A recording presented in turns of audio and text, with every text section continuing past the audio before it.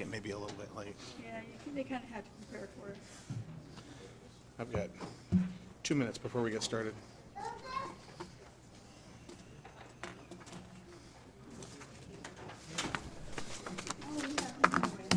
Yeah, and it was. Not that you're in the way. It's just, Very good. Thank you. it's just we've had this. 6:20. Yeah, I like to get everybody down to the end.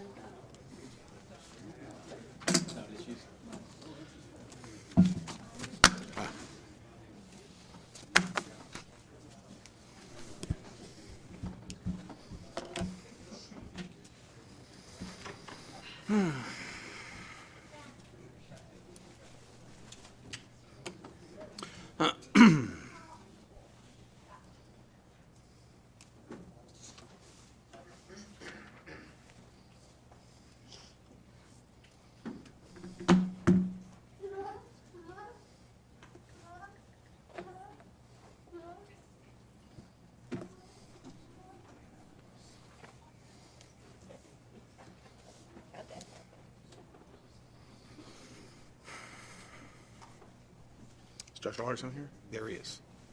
He's back to the room.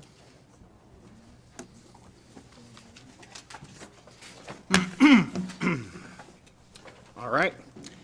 Well, welcome, everybody. The time is now 6:30. I will call the regular meeting of the Federal Way City Council to order for July 5th of 2023. Would you all please rise for the Pledge of Allegiance? I pledge allegiance to the flag of the United States of America and to the republic for which it stands, one nation, under God, indivisible, with liberty and justice for all. All right, well, welcome. We've got some very special things to do today, and one of those first things is to welcome our senior and lead judge with the court, David Larson, and Your Honor is here to swear in our newest council member, Councilmember Paul McDaniel. And while we did a swearing in immediately last week after the proceedings, we are here for a swearing in for the public and for the family and all of that. So with that, I will stop talking, Your Honor, and I'll let you take it from here. Thank you, Your Honor. We'll have Mr. McDaniel come down. Just stand across from me.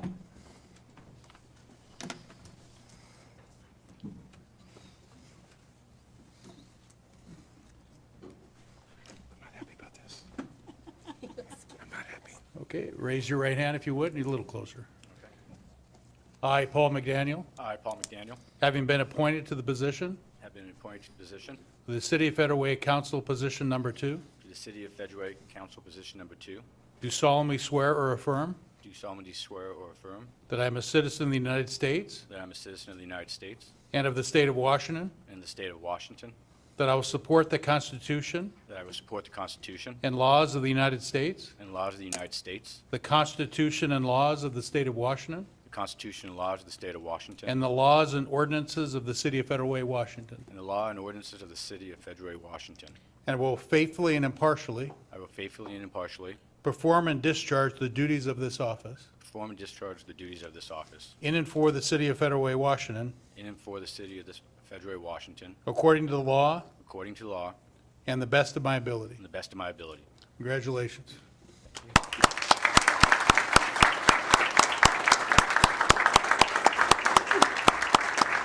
Now, Mr. McDaniel, I did not know he applied for the city council position until he texted Debbie, his aunt, to tell her that he got appointed, and that's when I found out. So I'm Uncle Dave, and he's my nephew. But I didn't, like I said, I had nothing to do with this, so don't give me credit and don't give me blame. No, just kidding. But You're Uncle Dave to all of us, Your Honor. Uncle Dave, thanks, All right. thanks, thank you. Thank you. Have a good one. All right, thank you very much. All right, Councilmember, would you like to say a few words? I'd just like to thank you all you showed up today, and I just want to let you guys know that I appreciate you guys' support and that I am here to do the best that I can do, and I'm here to listen to what you guys' concerns and issues are, and I will try to use the powers that have been granted to me to make this city a better place. And thank you. All right, thank you, and welcome, Councilmember. Okay, with that, let's move on to item number 4, Police Department Promotional Ceremony. Chief Wong.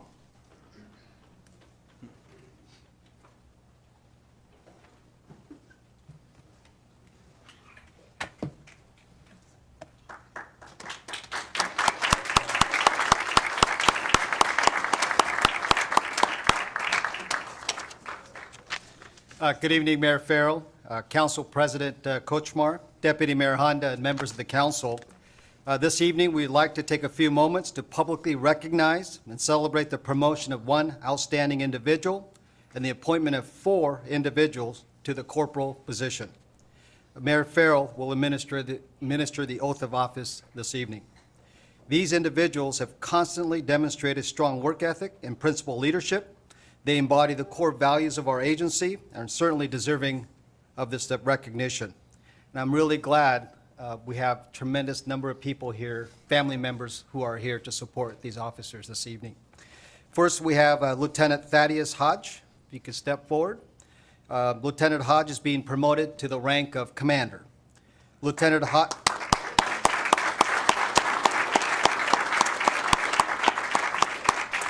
He is a popular guy. Lieutenant Hodge has over 26 years of law enforcement experience and is a founding department member, joining our agency in 1997. Lieutenant Hodge has diversified working experience, including in the traffic unit, criminal investigations, and the special operations unit. Thaddeus has more than 5 years of supervisory experience as a lieutenant in patrol, specialty assignments, including school resource officers, animal services, the mall, and the Special Operations Unit. Lieutenant Hodge served as a corporal from 2016 to 2018. He has worked as a patrol officer, traffic officer, special operations officer, a detective investigating various felony crimes. In addition, Lieutenant Hodge has served as an advisor to the Police Explorer program, working with high school students for over 12 years. Lieutenant Hodge is an armed forces veteran, having served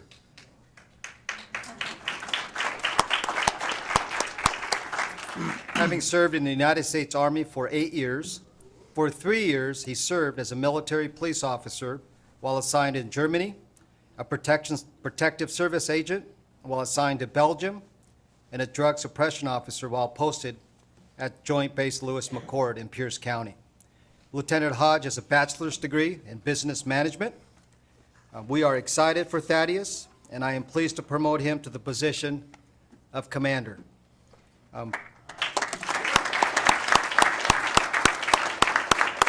Step back, you're not done. Okay, at this time, I will have Commander Hodge's wife, Sarah. She'll be coming up to pin his badge this evening. Sarah is an attorney. She is the Human Resource Director for the Seattle Fire Department.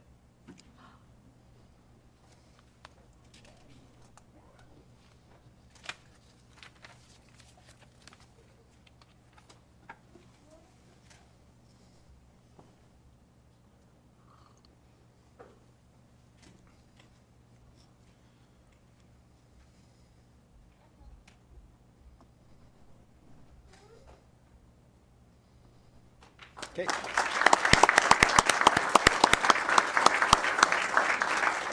Okay, thank you, Sarah. All right, next we'll have Hillary Mariani step forward.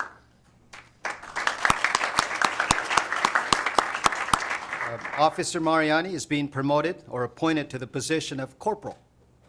Officer Mariani has over 6 years of law enforcement experience. Most of those years assigned to swing shift, where we experience high call volume and in-progress calls. Hillary is currently a field training officer for the agency, training brand-new officers out of the police academy. Officer Mariani is hardworking, detail-oriented officer with excellent communication skills, who is well-liked and respected among her peers. Officer Mariani has served in the leadership role as a defensive tactics instructor, taser instructor, and peer support officer, and has shown compassion and humility as a peer support officer. We have quite a bit of family members who are here tonight. Joining her tonight is her mother, Jewel Brim, is here this evening. And her husband, Alexandra, who's also a Federal Way police officer, will be pinning on her badge this evening. Alexandra? Yep, go on up.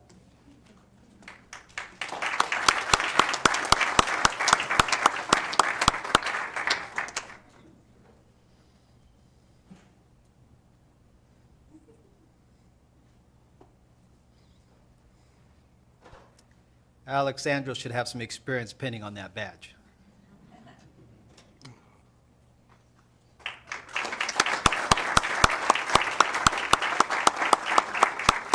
Okay, next we have Officer Jay Un.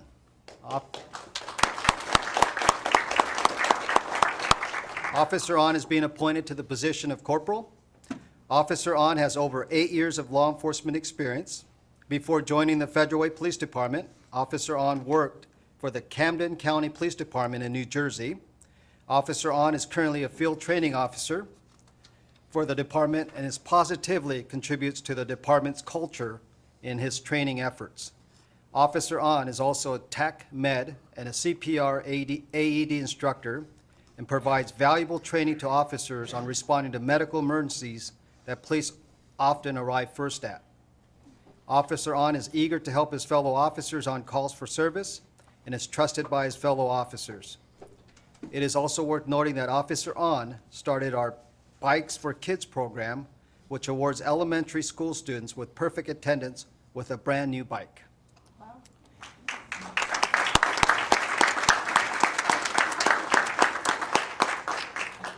Jay's mother, Miss On, will be pinning the badge this evening. Miss On?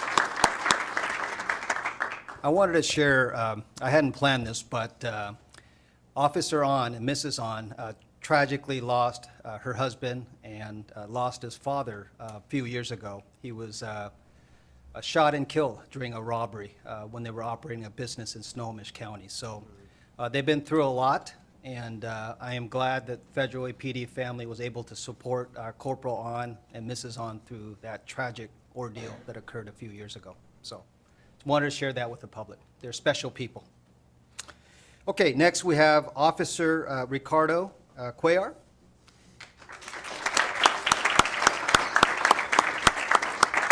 Officer Cuellar is being appointed to the position of corporal. Officer Cuellar has over 5 years of law enforcement experience and is currently a SWAT team member. Rick is hardworking, generates quality work products, and is well respected by his peers. Officer Cuellar has served 2 years as a school resource officer at Todd Beamer High School and volunteered as a wrestling coach, teaching kids the necessary discipline and skills to succeed in life. Officer Cuellar has also advanced training in the operation of total station and FARO technology. FARO technology is 3D crime mapping. And he also has advanced roadside impaired driving enforcement training. So when we have a homicide or a fatal collision, he's one of the officers that responds and does crime scene mapping, 3D mapping. This evening, we have Corporal Cuellar's wife, Cynthia. She'll be coming up to pin the badge.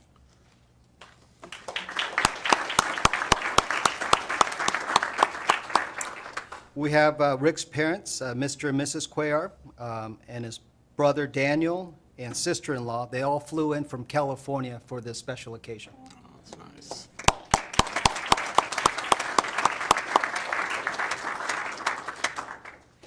Okay, and last we have Officer Eric Reyna. He's being appointed to the position of corporal.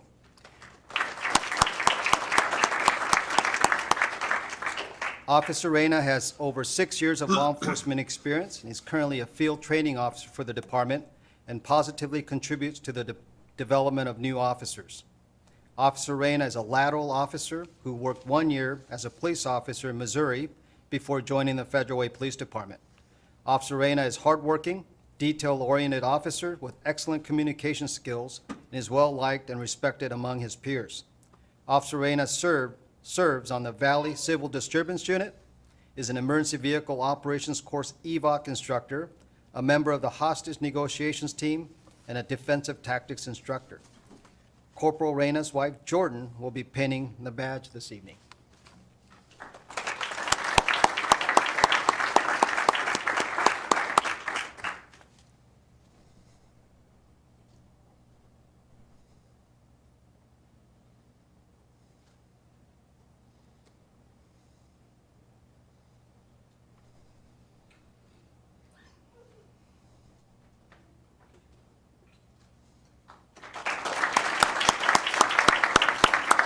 Okay, we're very excited for these individuals.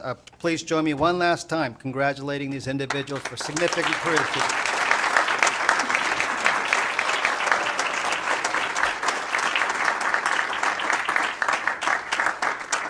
Commander Hodge, you're first.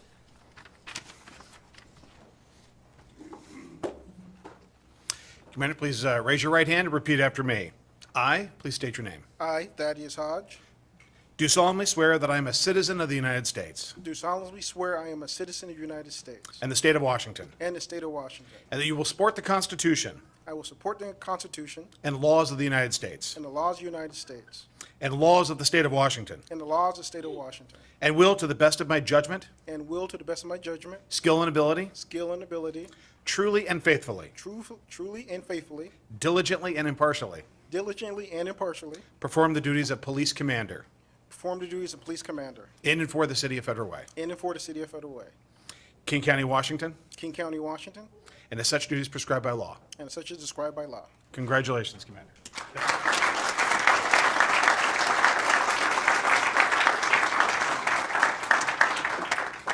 Corporals, if you can come on up. All right, please raise your right hand and repeat after me. I, please state your name. Do solemnly swear that I am a citizen of the United States. And the state of Washington. And that I will support the Constitution. And laws of the United States. And the laws of the state of Washington. And will, to the best of my judgment, skill, and ability, truly and faithfully, diligently and impartially, perform the duties of corporal in and for the city of Federal Way, King County, Washington, and his duties prescribed by law. Congratulations.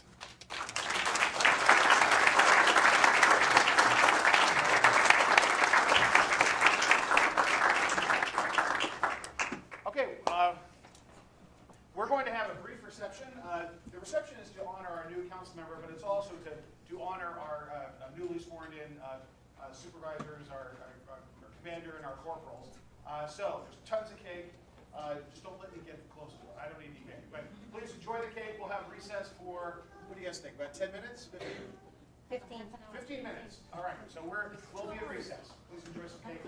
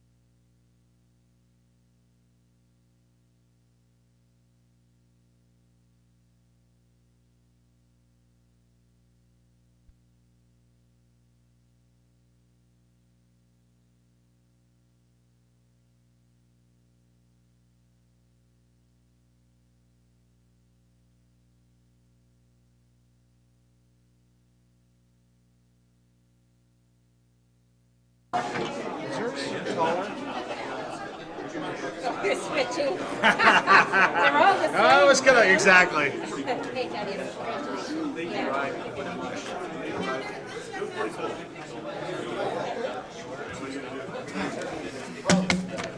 My son will like the vest look. My son, he's 16. Yeah, he's 16. He's just starting to talk about. We got him a three-piece suit. I'm like, I'm like, Ben, people don't. He's like, they're making a comeback. Dude, the vest, it makes, especially you can drop the top and it keeps everything tight together. Right. You know about pinching, don't you have that spandex stuff to take Yeah. everything down? Yeah. My old man, I will go out sometimes get matching suits. Oh, really? That's it, yeah. Oh, that's nice. That's great. It is. That's fun. That's like special occasions. Yeah, that's His will cool. fit him, mine will always fit me. Yeah. What's your BFF's name again? Nadia. Nadia. She does a lot of stuff for the police department over in Des Moines. You might mention Quentin Morris is here. Oh, yeah, great.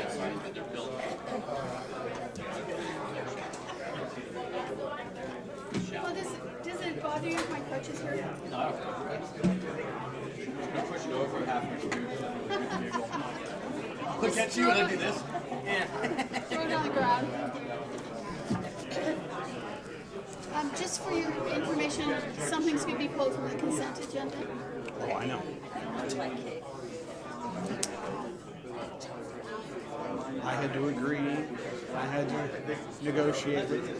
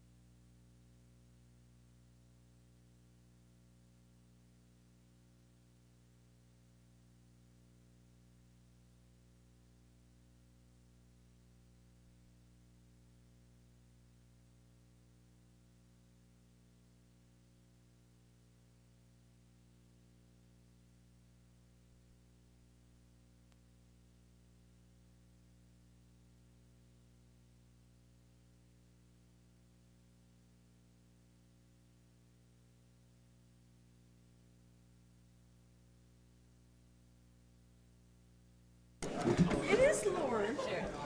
No, I swear to God. I swear to God. I did not switch them. I thought about it. I rolled it over. He didn't touch it. He just said he touched it like that. I rolled it over. All right, let's go. Well, if that's the least of our problems tonight, then we're safe. That's right. All right, everybody. I'll call the meeting back to order. I hope everybody got lots of cake. Actually, I don't even see in the back anymore. I think we got through it all. That's great. That means it's not in the back room tomorrow. So thank you, everybody, for taking care of that. Because it's all in your office. Exactly. That's right. Congratulations again, Paul, and or council member, and thank you to Dave Larson. And so now we are on to Mayor's Emerging Issues and Report. Let's get through these. Okay, July 4th fireworks report. Deputy Chief Kyle Sumter. Good evening. It's my pleasure to speak for the police department tonight. I will begin by reminding everybody that all personal use fireworks are illegal in the Federal city limits, and there's virtually no exceptions to that. The number one goal of law enforcement in this regard is voluntary compliance, and to that end, we take all of these measures before the event to try to get the word out. Now, our efforts are not sufficient. We could all combine and make a bigger bang, but where that doesn't work, obviously, police are equipped to take enforcement action, and last night we did some of that as well. Now, here is something, how do I make that top part go away there, Thomas? Maybe I can't. Something I've been advertising for the last couple of years, and we collectively as a city are not using enough yet, is these officer-friendly neighbor visits in advance of July 4th. This year I received none of those. Today I received 2, but the big event was last night. Now, we'll do what we can with those 2, but a warning 364 days in advance of next year is not as impactful as a warning the day before the big event. Fantastic. It worked, too. You see that I received none of those ahead of this year. Last year I received 2, and the year before I received none. Here is an opportunity for us to have bigger impact than what we're currently getting. If you will call me, or listeners, if you will call me, and you don't have to write down the number or my email address. You can just contact the police department and the message will get to me. Call me, email me 3 or 4 days in advance of July 4th. I promise we will send somebody to your chronic violating neighbor to ask for their voluntary compliance. And I think that will have a bigger impact than what we currently do, which is run around all night chasing the whack-a-mole. Here are some statistics. Last night you saw that we had, this is the 6 days surrounding the 4th of July. You can see how last night we had 1,000, a little more than 1,000 calls for service, and that's lower than years leading up to it. Total fireworks calls, 176. And on Independence Day, yesterday itself, we had 260 calls for service. That's a little more than last year, but a little fewer fireworks complaints came to us at 79. Speaking for the fire department, now these are their preliminary numbers, of course, subject to change once they sift through the data a little bit more, but they last year averaged 69 calls for service per day. On the 4th of July, yesterday, they had 110. So you can see it's a very busy day. It's our biggest staffing day of the year. They also staff larger on the 4th of July than a normal day, as you can see why. And of those 110 incidents, 40 were fires, many of which they attribute to fireworks, and 26 other fires in the days surrounding it. Now, one of those fires was outside the city limits of Federal Way, but in the fire department's jurisdiction out by Thomas Jefferson High School, which is unincorporated. That was a house fire where the roof had substantial burning, damaged the house significantly, and that looks like it was fireworks started. And that's not the only house fire we've had on the 4th of July in the greater Federal Way area, which is one of the reasons why we really want people to comply. Now, before we launch over to discussion, I would like us to think about this. More than 100,000 residents in the city, how many do we think were violating the no personal use of fireworks last night? Now, if you stepped outside, you hear it going on, it sounds like all over, everywhere. But as you drive through a neighborhood, you see nobody's violating there, or there. They are. Nobody there, or they are. If we guessed big and said 1,000 people were out in the city lighting fireworks last night, and remember, we only got 79 calls, and of the 2 families I spoke with today, they both said they called a number of times. So the number of neighbors that are being complained about is slowly shrinking. But even if it's 1,000 people, that's still 1% of the city. And if you were out last night, as with every year, that 1% causes a great deal of noise pollution, don't they? And a big mess on the streets and so forth. I don't think, as a city as a whole, I don't think we are far away from having a pretty good go of it in terms of fireworks compliance when we look at that 1%. But that 1% sounds like it's 100%. I'm looking forward to next year. Hopefully we can do a little bit more to get the word out a little bit more. We can make a few more preemptive contacts on this 1%. That's who we will focus on next year and try to get that down to 0.5%. Only 500 violators, and so on and so forth. What questions do you have for me, Council? Well, first I want to say, Chief, thank you very much for responding to the folks that called in. My pleasure. I appreciate that. Yep. And your follow-up. Council, do you have any questions for the Deputy Chief? Okay. Oh, Councilmember Seffa Dawson. It's not a question, but thank you. It felt safe yesterday, because you can't help but look around to make sure that we're okay.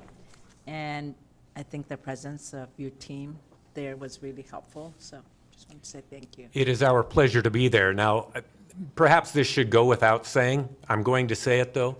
What we didn't experience in Federal Way yesterday was a mass casualty event. And if you look around the country, not all communities can say that regarding the 4th of July weekend that we just went through.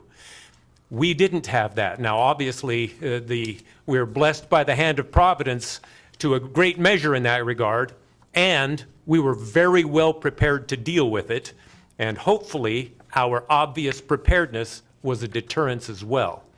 So I'm glad that we are the next day talking about fireworks violators. Right. Council President? Oh, thank you. I thought everything went very, very well considering. Do we have as many people as normal at the event?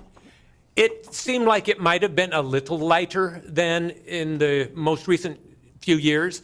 I can tell you for sure that we had fewer problems to deal with. The police department, it was a well-run, family-centered event that I would have been happy to bring anybody to. I had one person come up to me and said that they were asked to take down their tent. And I said, I believe that nobody is allowed to have personal tents in the area. Is that correct? Well, I think that's a general rule. John is speaking after me, and John's ready to talk about that. They pulled off an outstanding, family-friendly, fun holiday event. And public safety, from a public safety perspective, it could not have gone better. So one other thing was mentioned to me about ingress and egress where, people felt like there wasn't, in case there would be an event, how would they get out of the park rather than going the way they came in? And I don't know if they're, We have plans for that, and John is going to talk about it. okay, thank you. You bet. All right, thank you. Deputy Mayor? Thank you. It was good to see the Police Explorers last night. Yes, And I hope that program continues to grow. me too. I think we have 4 young people in it, but was anyone cited with a fine last night, or Yes. how many? Don't have the total count in yet. It's not going to be as many. We need 1,000. Yes. If we're going to get them all, it needs 1,000. So it's always a few. It's not many, but we are out there looking for enforcement. Okay. I don't have the total count yet, being I less think- than 24 hours later. As a council, I think we do need to have that discussion again about what that fine is. There are cities that fine $1,000, and there are cities that fine less, and the cities that fine 1,000 tend to have less people violating. So it is something, fireworks are expensive, and a $300 fine, at least in my experience, when I have had to call 911 for fireworks, it doesn't seem to stop people. Right, and we do confiscate the contraband too. We take it, and they could easily have more than $300 worth of fireworks. Whatever they have, we take it because it's illegal, and we incinerate it all later. All right. Thank you very much. Okay, All right, thank you, Chief. my pleasure. Appreciate it, thank you. Oh, and we'll have John Hutton come up and talk about the Red, White, and Blues Festival recap. Before we do that, though, we've got, I wanted to let everybody know, our School Board Director, Quentin Morris, is here in the audience. Thank you. Thanks for being here. All right, John, the floor is yours. Good evening, Mayor, Council President, Deputy Mayor, and Council. Big day yesterday for the Parks and Recreation Department. We started at 5:30 a.m. preparing for the Miles for Miso run. Tremendous success. We had 133 runners, and we raised $12,500 for mesothelioma research. Very proud of that. It's a 12th annual. I know several of you were there. Thank you very much for attending each year. A mayor started us out, so thank you. And the rest of our day, then everybody left the race as soon as that was done, cleaned up the racetrack, and headed to Celebration Park for the 28th annual Red, White, and Blues Festival. It's very hard to follow Kyle because he's probably the best speaker on the planet, but I agree with him on every point he made. It was a really problem-free area. We really owe the police department and fire a lot of thanks for helping us do our job to our best of ability by knowing that they're keeping us all safe and they're there to take care of any problem that may arise. So we had a big crowd. I don't know if it was way bigger. It certainly wasn't way smaller. I think it was later arriving because of the heat. A lot of people were going, I'm going to stick around until the sun goes down a little bit. Between 8 and 9:30, it was really packing in pretty good. Great acts on the stage, great entertainment wandering through the crowd. If you saw Stretch Elvis, the guy on stilts dressed as Elvis, he was wildly popular. Our entertainer, Alex Zerbe, the Zaniac, is fantastic. He's just super interactive with kids and people of all ages. It was a tremendously fun family event and couldn't be happier with the staff. I want to thank each of you. Each of you, I believe, were there, so thank you all for coming, and thanks for all the kind words. A lot of you stopped and said thank you and credited me for doing a great job, and really, that staff is doing all the work, and they are fantastic. That's a very long day for them, and I couldn't be more proud of the hard work that they had. To answer your question, Council President, we do ask people to not put up tents, although we're very tolerant of people that are shading. When the sun's still up, they're shading an infant or shading a person who's, it's hot. We're very tolerant. We let every single person leave their tent up until the sun goes down. Then you don't need a tent anymore, and you're blocking views. And everybody was really nice about it. Everybody was great. I personally visited probably 50 tents, said, you're welcome to have the tent up for shade. You're not blocking anybody's view yet. When the sun goes down, you no longer need shade. We put them down. Alex made a last announcement at the end, and everybody complied. They were wonderful. The only problems we ever have are truly first world problems, and that is dogs. We don't want dogs there, and dogs are not allowed there, and people continually bring dogs, and it's a problem. But police was great, our staff was great, and most of the people that did bring a dog were really receptive to taking the dog back home. It's not a great place for dogs. There's a lot of people and a lot of fireworks and a lot of noise, so it's just not great. But thank you all for coming. It was a tremendous event, and I will answer any questions you may have. The escape route, or The escape routes are yeah. planned with the police department. It's probably not appropriate to talk completely about that, but plans are made in advance that police and parks staff are aware of in case of an emergency. Announcements would be made by sound, and there's more than one microphone in more than one location to make announcements in case of an emergency, and people would be directed to the best alternative routes out if the main route was not the most appropriate route. And we can take those routes down in about 10 seconds and have those routes ready for people to leave. It's probably not appropriate to speak of it here at that, Yeah. in the event that something happened, we need to keep a little bit to ourselves. Got it. Okay. Any other questions? Oh, Deputy Mayor, and then Council Thank President. you. You're welcome. To you and all the park staff for their work yesterday, for the run, and, for the, thank you to you and all the staff yesterday for not only the run, because I know that takes a lot of time and a lot of effort, but also to the event at the park. Have we looked into what it would cost to have a drone show instead of a fireworks show? We actually have. We looked into it this year. It was still a little too expensive. It's kind of like LED lights, and we're talking about that could be a possibility in the future. We know that they're much better for the environment. They're much better for animals. They're better for air quality. They're better for mess afterward, because there is no mess. They're a little expensive still at this point, but they can do magical things with them, and I think that's where it's heading in a few years. I think that's going to happen. It's kind of like the LED light, the cost recovery. You have an investment, but it pays off over time, and as that time comes down, it starts to make real sense. So the city of Des Moines did it last night. I haven't read social media yet, so I don't know how, what people are saying, but the photos that someone posted online, it looked pretty cool. And the cost, I think it's something that as a council that we should be discussing, because maybe it's time to do that instead of doing a fireworks show again. And we're happy, like I said, we're looking into it, and if that's the direction that you would want us to go, that certainly can be discussed. It was quite a bit more expensive than fireworks, but But we something to won't know consider. until we, right. yeah. until we And get perhaps that as more information. companies get into it and drones become more prevalent and better, then they charge you by the drone. So if you want a really cool show, you need 100 drones. And so that's where it gets, or 200 drones or 300 drones. So it gets, but it's cool. It's very cool what they can do. Thank you. You're welcome. We'll have to some video on that. I don't have any reference point for that.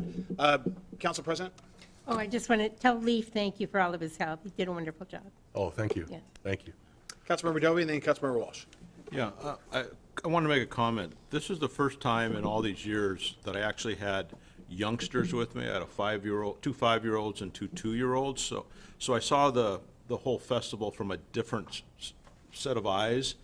And I got to tell you, it was amazing over the top. My 2 5-year-old grandkids and my 2 2-year-olds, they had a blast. Awesome. Going to all those painting and playing with the balloons and going through the pop-up toys. So I've always looked at it as an adult. This was the first time through children, and I got to say, it was amazing. So thank you. Thank you. That's great. All right, Councilmember Walsh. Also, a big thanks also. I had 3 of my teenage grandsons there, and with the fireworks show, I mean, they said they've been to a lot of fireworks shows, and they said it was the best they've seen. Awesome. The finale was incredible. I mean, the only challenge, if anybody had an epilepsy problem with flashing, I mean, they might, Exactly. But it was a phenomenal finale. Do we have any idea of the number of people who were in the area? You know, we typically, and this is a guess, and I do phone a friend with Andy just about every year, and I talk to fire. I'm a lousy crowd estimator, and I tend to have a multiplier because that makes me happy. But we think it's 8 to 12 on the field in a normal year. But counting it early is not the right time to count. The time to count is about 2 songs left in the headliner. This year it was Spike and the Impalers. At about 2 songs left, that bowl was pretty full. Yeah. Andy and I, a couple of years ago, before COVID, stood on the hill just as you walk in, and we were counting 100 people a minute. We literally counting 100 people a minute through the gate. And so, you know, in 10 minutes, it's 1,000. In 10 minutes, it's 1,000. So in that last half hour, you're adding 3,000, 4,000, 5,000 people, and it's a real count. That's real, but it's hard to tell. What I look at are 2 things. I look at the lines for the vendors, and the lines for the vendors were long, 30, 40, 50, 60 people in line for each vendor. The vendors at the end of the night were all smiles. They killed it. They did very, very well. And so we're very happy because they really have to do well in a 6-hour event, especially when people don't arrive in mass until 6, 6:30. That's when people really start coming in. So the vendors were all real happy. They're all local. Every one of them is local. They're great. And so we're helping the local business community. I think it's a win-win situation for everybody. And one last question: Is there any dress code for it? No, there probably should be. I think there was of the if there were 10,000 people, I'd say that what is that 1/100th of 1% of the people there may have had a, if there was a dress code violation, 1/100th of 1% may have been in violation of that dress code. And, Or at least invest in a mirror before you go. Yeah, that'd be great. So yeah. Yeah, so I mean, but that's something that maybe we should consider, since it is such a family-friendly event. That's something that we should maybe consider for the future, for the loan, whatever. Anyway. So, all right, thank you. All right, But thank you. Fantastic job. Thank Yeah. you all. Appreciate Great it. job, John. Thank you very much. Okay, now, we've got upcoming community events. We've got Summer Sounds Concert at Steel Lake Park on Wednesdays. That's July 12th. That's next Wednesday. The following Wednesday on the 19th, both at 6:30 p.m. So those are, if you want to take a look at the acts, I'm sure they're on our website, and you can take a look at that. But it's a great venue. It's a great opportunity to get out there. Starting at 6:30 p.m., goes for about an hour and a half, 2 hours. It's just a beautiful way to spend an evening. We've got Dick's Drive-In coming for their official opening. They're right there at the Commons, and we've got the historical sign. That is now, they're all ready to go. Actually, I saw the local Dick's Drive-In representative. You know, they actually opened office space here for Southgate County. They're using Smith Brothers Dairy, which is also now close to being opened down there by our hospital and Federal Republic Academy. But Dick's Drive-In opens on July 27th. That's July 27th. So go get a burger and fries and a shake.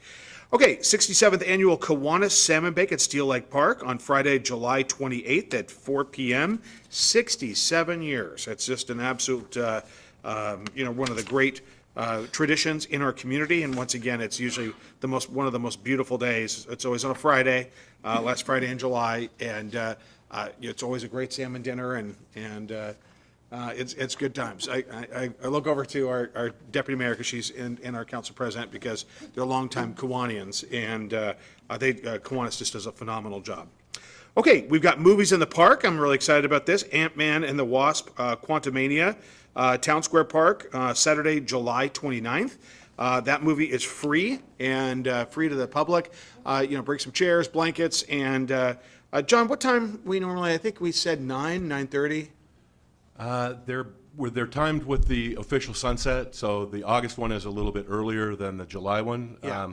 But they're right around sunset. Be there. You want to be there and get comfortable before it gets dark, because we try to wait for pretty close to total darkness to get the best show. Yeah, and we've got some free refreshments, and it's one of the great things we have about having our Town Square Park now is and we'll put out signs and remind everybody, but come on out, grab a lawn chair. Actually, I just saw the pictures for, what was that picture that we saw? Actually, it's in the mirror right now. With Baghdad, what's the, Aladdin. And I convinced it was my 15-year-old son at the time, or 14-year-old son at the time, to go see Aladdin. What I didn't realize, it was a musical. So as soon as we sat down and the singing started, this is not going to be a musical. It's Ant-Man and the Wasp: Quantumania. All right, should be fun. Okay, now the most important part of the evening, public comment. We ask, by council rule, folks to identify the community they live in. Remember, there's rules regarding, with regard to the time. You've got 3 minutes. Green means go, yellow means 30 seconds, so start wrapping up.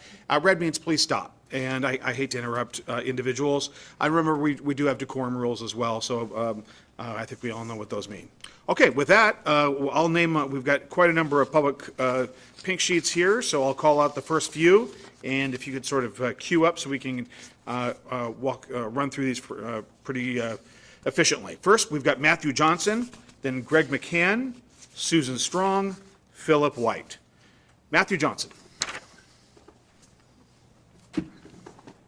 My name is Matt Johnson. I've been a citizen of Federal Way for the last 36 years, and I'm going to read an excerpt from the Federalist Papers written by President Alexander Hamilton, Federalist Paper number 28.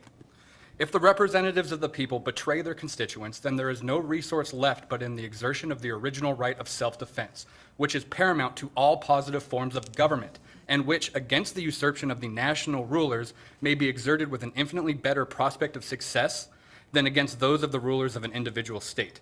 In a single state, if the persons entrusted with supreme power become usurpers, the different parcels, subdivisions, or districts of which it consists, having no distinct government in each, can take no regular measure for defense. The citizens must rush tumultuously to arms without concert, without system, without resource, except in their courage and despair. The usurpers, clothed with the forms of legal authority, can too often crush their opposition in embryo. I did not agree with Erica Norton, but at least she won her election. If she couldn't cut it, then the people should vote for her replacement. The citizens of Federal Way should be outraged that the city council handed this position away to anyone. That quagmire of a process was just a shallow attempt at a bare minimum excuse. This city council spent 6 hours on hand-picked interviews out of a pool of 20 people, me included. That circus was just to meet the requirement so that they could treat that elected position as some sort of consultation prize. Next time, just say the poor need not apply. This council's decision to snatch away a chair as an election cycle starts is proof that this is just another clinch of a decade-long iron grip and a slap in the face to local democracy. The council reprimands the poor by spending $250 to chase down shopping carts worth $90 of corporate profits.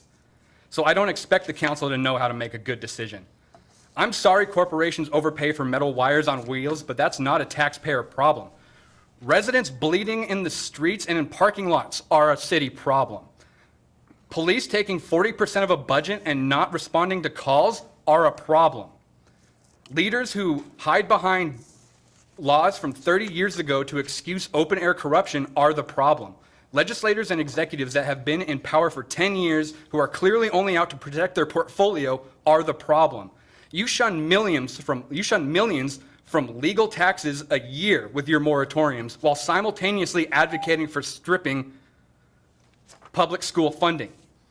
Where do you want our education funding to go? To private corporations that have no interest in your child's future? They didn't care about the 200,000 students when both of the private colleges I attended closed due to their inability to make a profit.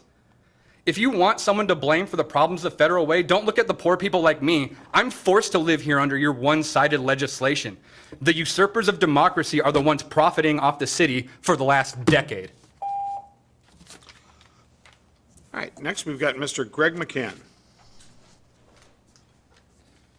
Hi, Greg McCann, resident of Federal Way about the last 26 years, and I'm with the Federal Way Public Market. I'm here to advocate for the funding of the feasibility study for the market, and sooner rather than later. The market has a seat on the community board looking at the best uses for the community spaces in the TC3, and we really do appreciate the opportunity for us to help make our city better. So thank you on behalf of the board for that spot. First, I want to address a question that has come up with regards to the operation of the public market. It has always been our intent, and it is in fact best practice for a public market, that it be run by a nonprofit.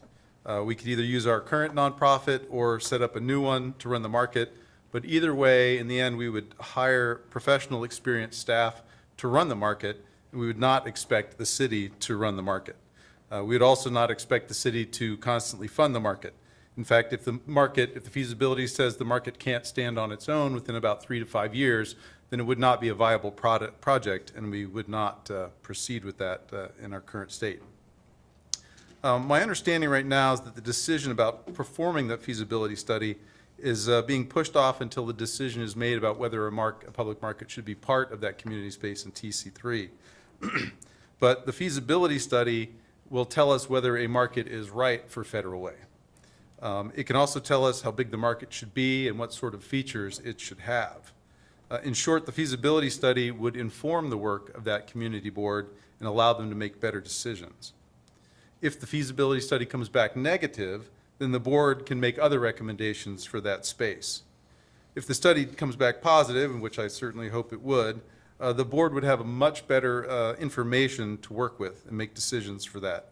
More importantly, though, with the positive feasibility study and with city support for the market in that space, it would open up us, put us in a much better position to seek external funds to help build out that market, which would significantly reduce the city's financial commitment to the community space and the market. Lastly, I've heard that the FedRAC recommended that some of the ARPA funds be used to rebuild the locker rooms at the community center. As a member of the community center since its inception, I appreciate the need to maintain that infrastructure, but we should not solely focus on fixing current problems to the exclusion of planning for our future. The feasibility study would cost about $50,000, a fraction of what I've heard the locker room potential repairs would be. So on behalf of the Federal Way Public Market, I urge the council to demonstrate some visionary leadership and its commitment to the future of our city by approving funding for the feasibility study as soon as possible. Thank you. All right. Thank you. Susan Strong, and then Philip White.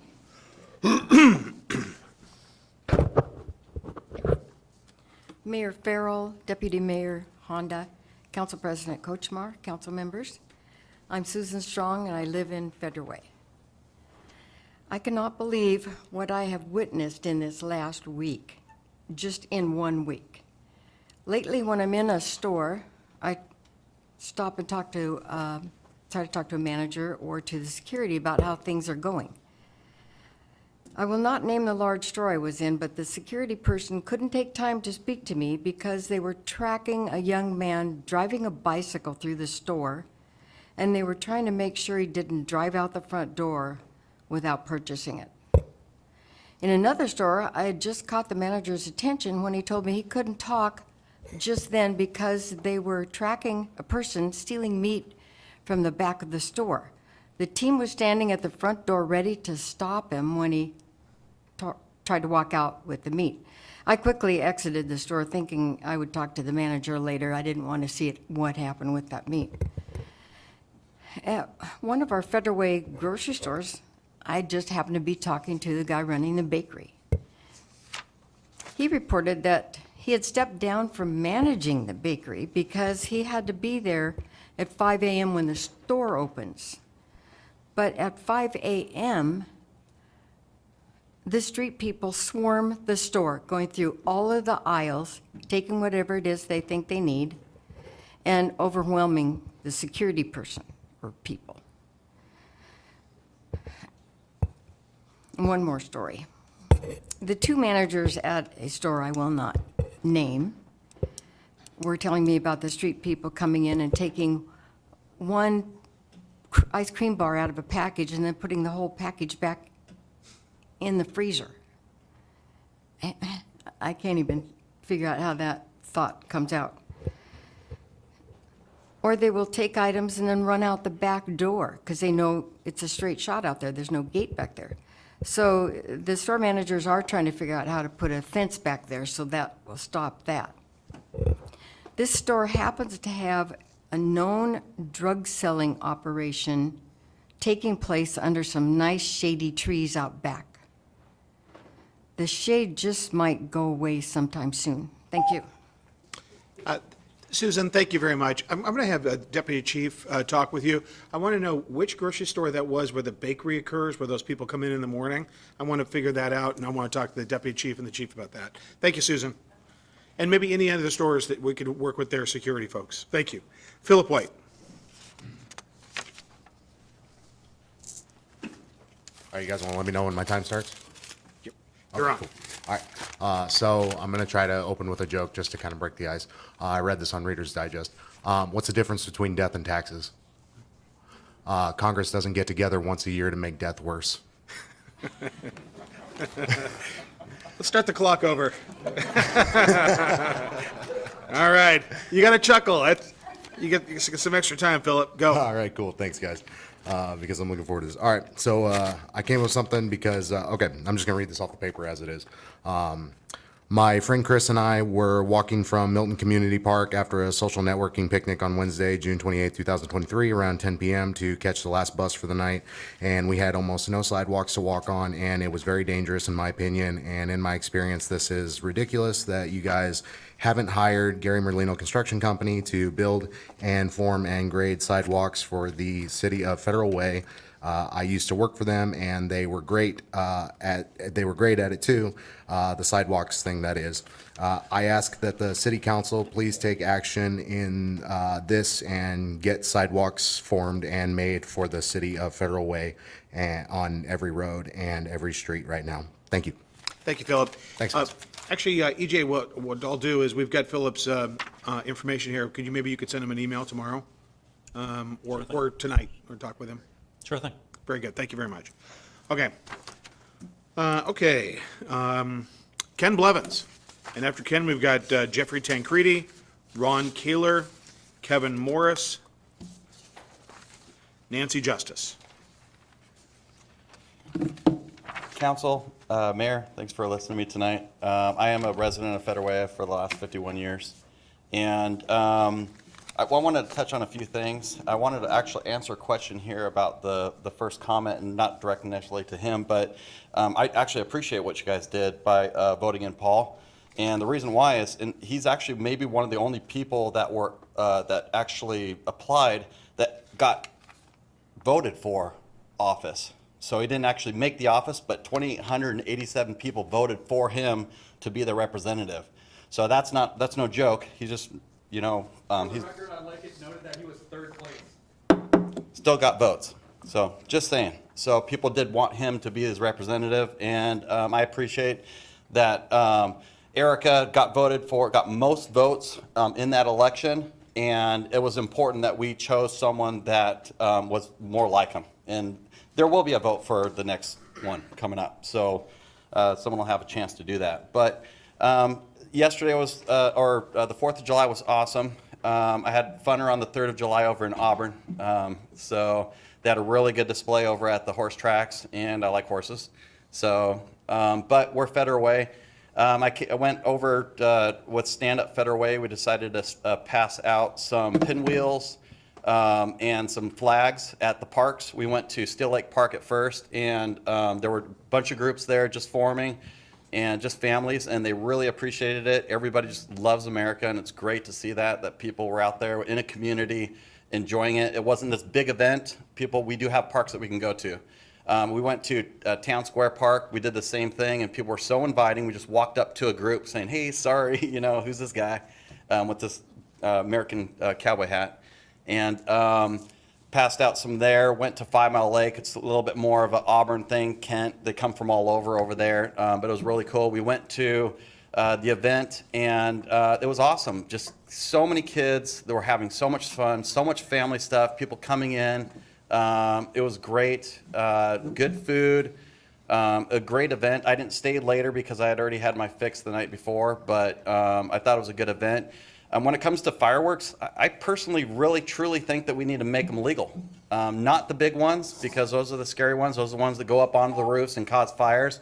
But something small that you can actually do in your neighborhood where you can actually invite your neighbors together so we don't all have to squeeze into one spot and deal with parking and possibly, getting hit by a car, your kid stolen or whatever it is. They're not going to get stolen at your house. So more community, more neighborhood, that kind of thing. I think if we supported something like that where we can actually have people or businesses or organizations sell stuff and actually donate it to something that's local, that would be awesome. And then maybe that'll bring down the big stuff.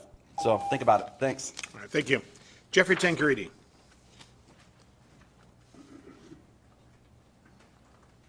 Good evening, Mayor, Deputy Mayor Susan Honda, and Council President Kochmar. Good evening, everyone.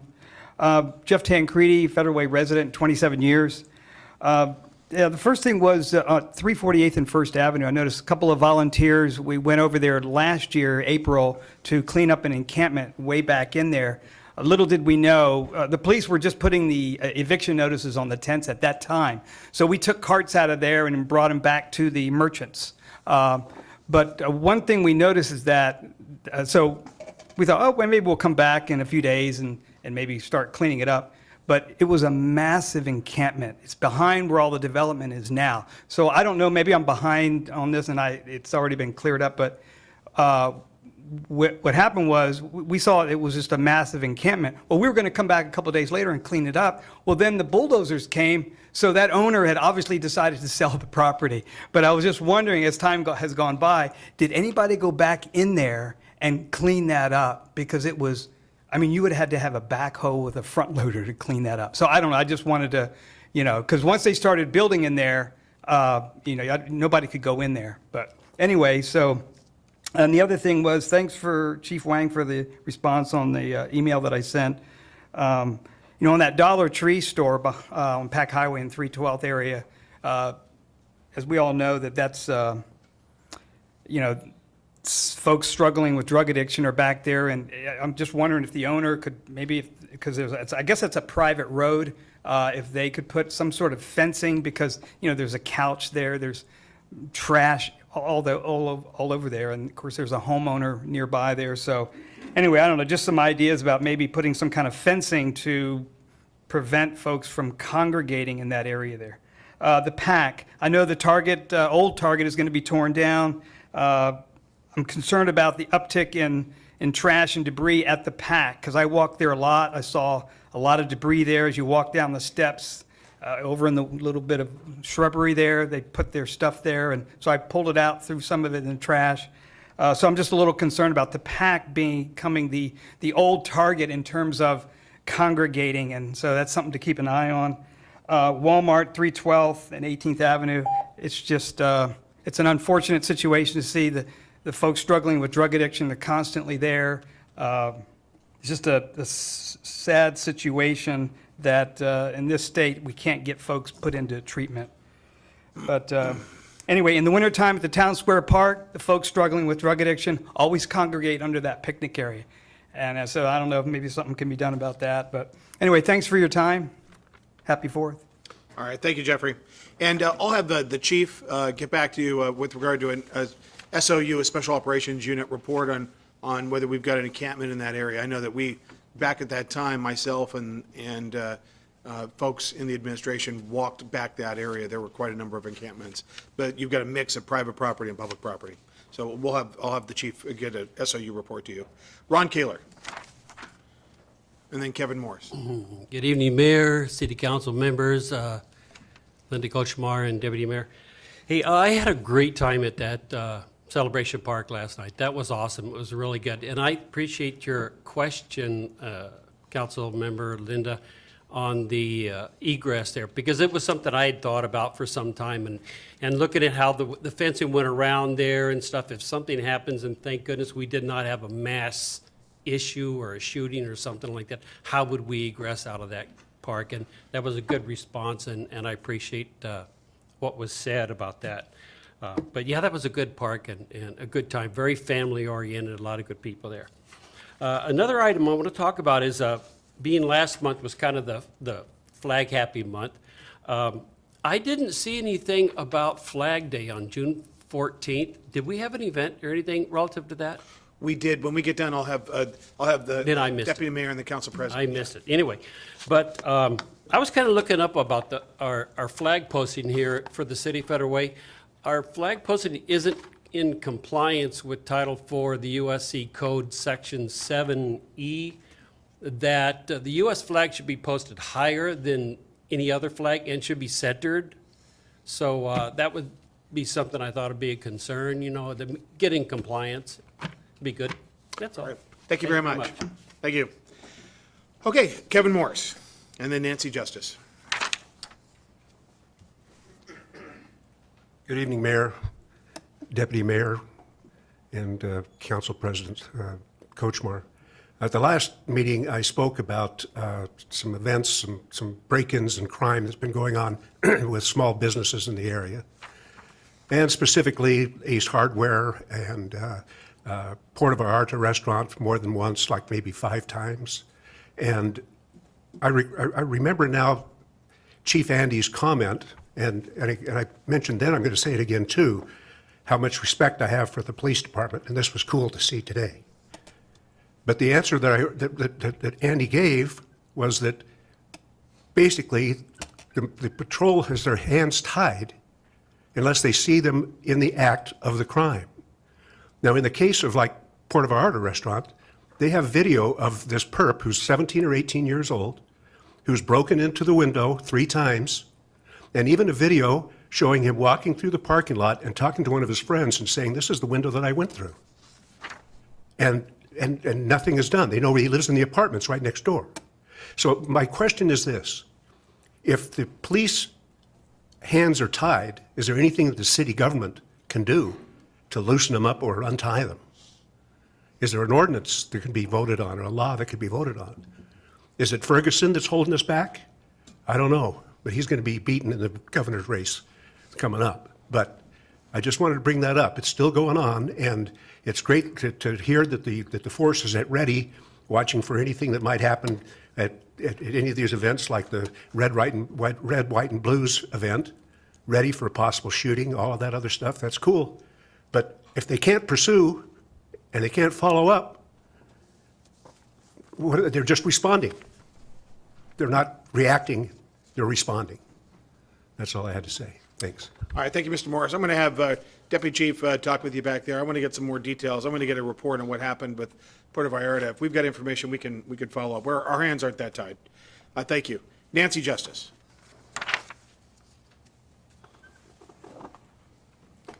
Good evening, Mayor, Council, Council President, Deputy Mayor, Council, and a special welcome to Paul McDaniel, our new council member.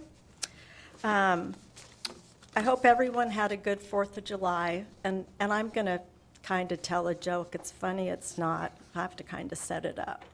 So anyway, last night on 4th of July, it was loud. There were a lot of, other fireworks, and I think Chief Sumter is clairvoyant because he spoke about that exact thing. Anyway, so it got me thinking. I had this funny thought, was what if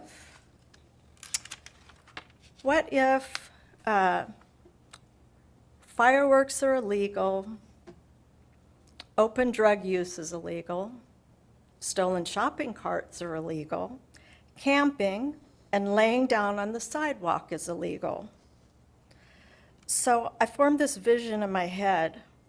What if we had a drug addict walking down the street with a stolen shopping cart full of fireworks, openly using and preparing to set up a camp? Which offense would be the most egregious? Is there truly anything that can be done?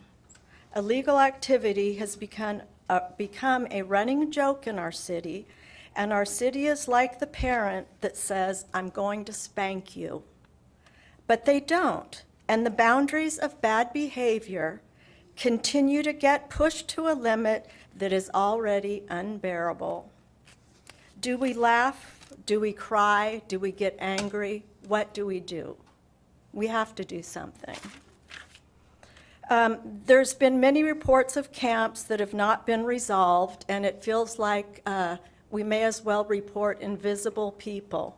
The day center is one of the worst offenders. There are people that are there day after day, the same people. We talk to them. We know who they are. 348th and First, there's a camper there on the wetlands. He's been in the city for 7 years and moved around. There are campers, there's camps, we're not addressing them. In the old valleys behind my neighborhood, the door is open on the back building, it's been reported. I'm not aware if it's been taken care of, but there's people back there throwing mattresses and other things over the fence into my neighborhood. There's been people inside there. And lastly, I want to say I'm planning for a national night out in my neighborhood on August 1st with the help of my neighbors and stand-up community, and I'm offering a personal invite to all of you on the council. Great, thank you. And Chief Wang and Keith Niven. All right. Thank you, Nancy. And you're working with the police department to get on their list of our locations for National Night Out? Yes, I've signed up. Great, awesome. Thank you very much. You're welcome. That way it'll be on our list. All right, thank you very And the green much. bins, I didn't get to the green bins this time. Okay, well, maybe next time. Chief, can we make sure that the back door, the old valleys, the abandoned valleys, that there's not an open door back there? Maybe have somebody with SOU check it out. And, well, let's talk also about the 348th, the first location. All right, Carolyn Hoover. And then Michelle Sparks.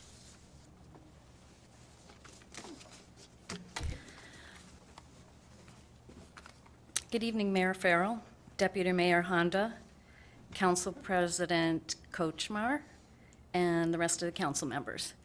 I came here a few weeks ago and talked about going on a field trip in the Highlabos. And I felt kind of like a hypocrite because I knew what was back there. And the kids were letting their little fingerlings go in the stream. And there's trash in the streams, all over in there. Mattresses, rototillers, I mean, tons of stuff back in there. 359th area up there, the streams, there's tons of campers up there with garbage, and it's city property. And I know it's been reported at least 2 years ago, and I've reported it myself several months in a row, and nothing's happened.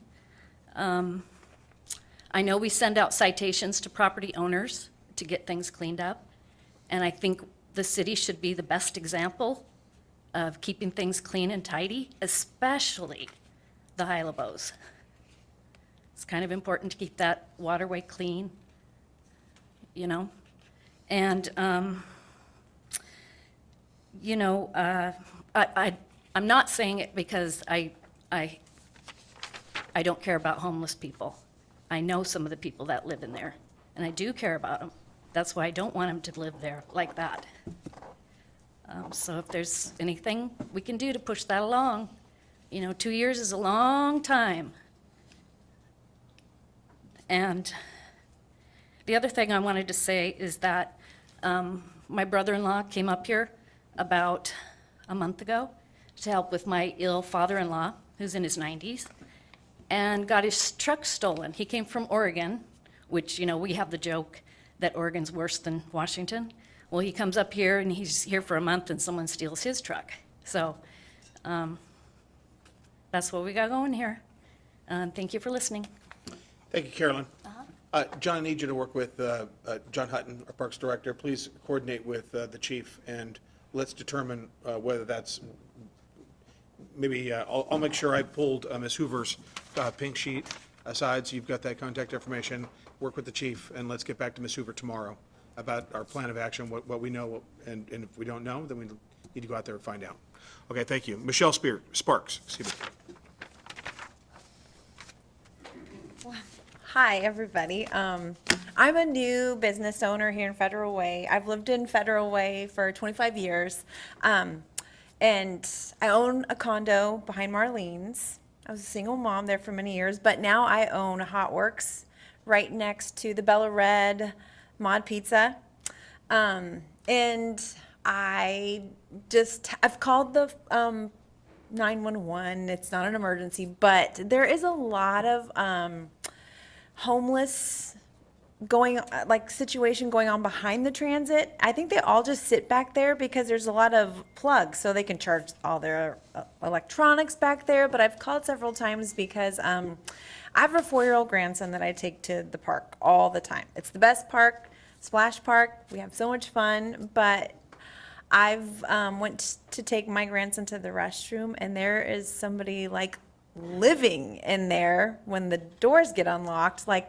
He's got shopping carts and so much stuff in there. And I mean, I know you guys can't clean up everything, but I'm trying to bring a great new hot yoga studio to Federal Way and bring so much to Federal Way. And I have to justify that I'm going to be open 24 hours a day for my members. And I have to make sure that they all feel safe to come to my studio.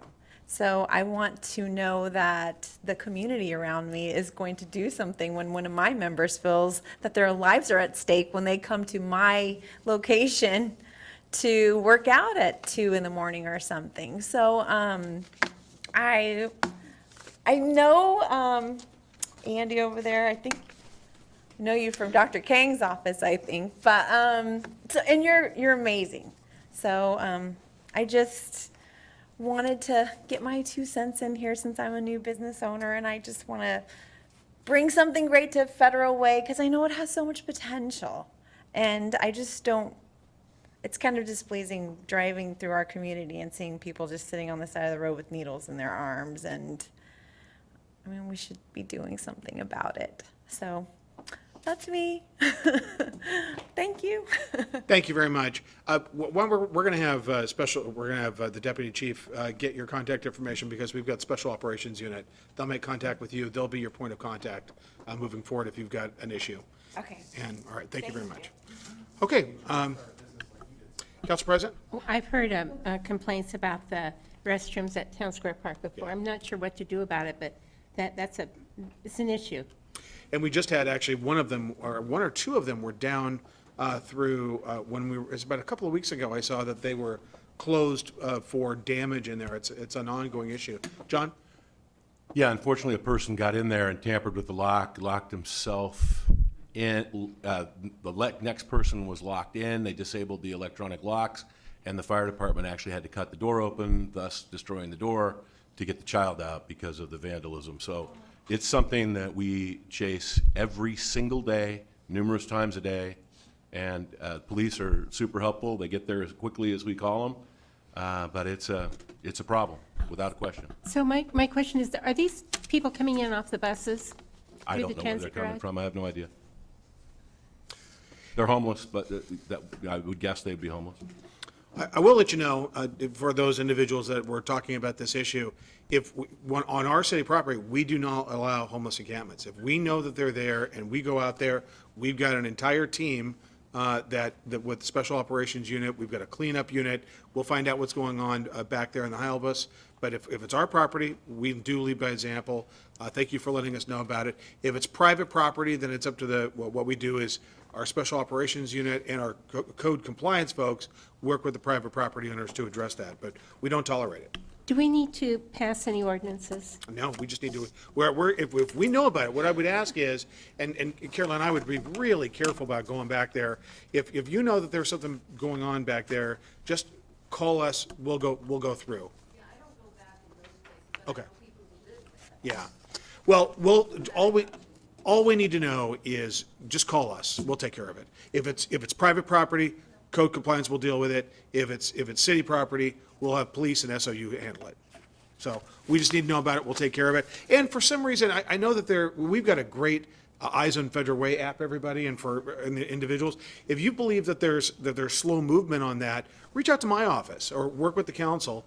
communicate with us, and then we'll figure out where, you know, if there's a disconnect in the system, or as I like to say, a kink in the hose, let's figure it out. Let's make sure that we're doing that. But it's our commitment that if it's on our property, we'll clean it up. If it's on somebody else's property, they'll clean it up. So, anyway, that's where we're at. We just need to know about it. Council? Council President? No, are we done with public comment? We are now, Well, yes. then I want to just announce that under the announcements, we needed to say that we will be having a special meet and greet with the school board directors and the city council, and I want to say it now before, Yeah. well, people are still listening and still here. Yeah. That we've worked on, Deputy Mayor Honda and I've worked with several of the school board directors for, gosh, almost 6 months now, 8 months, trying to get a meeting, a meet and greet type.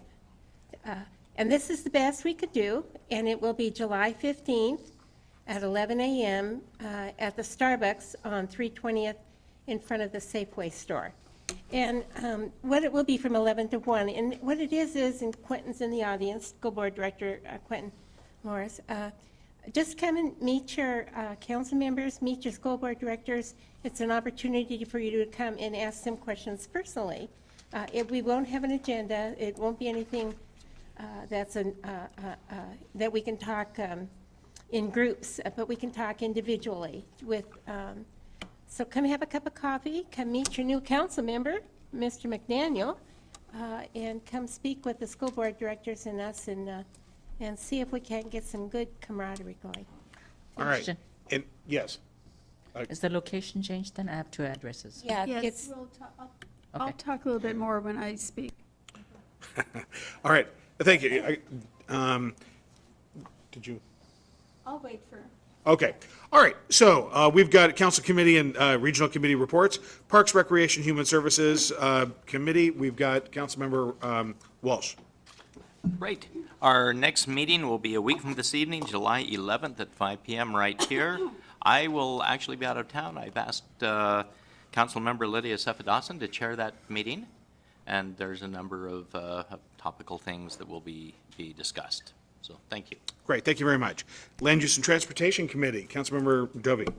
Yes, our meeting is actually July 10th. I was thinking of the 11th, and I was a little taken aback, but no, it's actually on the 10th here at 5 o'clock. And we have a couple interesting presentations on more, what do I call it? Easier to make housing work in Federal Way. How's that? Is that what we're doing? And the Very good. basic roads and sidewalks. All right, very good, thank you. Finance, Economic Development, Regional Affairs Committee, Councilmember Tran. Thank you, Mr. Mayor. Our committee met last week, and we approved item B through F on the consent agenda for you to consider. However, we may have to, we'll pull item D per the request from the police department. Just a heads up. Thank you. All right, thank you very much. Lodging Tax Advisory Committee, Councilmember Sefadossan. Thank you, Mayor. Our tourism enhancement grant, there were 4 contracts that were being processed. One of those is one where we had question with the $50,000 for the Raceway, Pacific Raceway. And so Tanya and some of the hotels are having a strategic call tomorrow to see how that would benefit our city, including hotels, the Raceway coming to our hotels, as well as advertising Federal Way and putting it on their ads and something that makes Federal Way visible and seen on the map across the world, or across the country.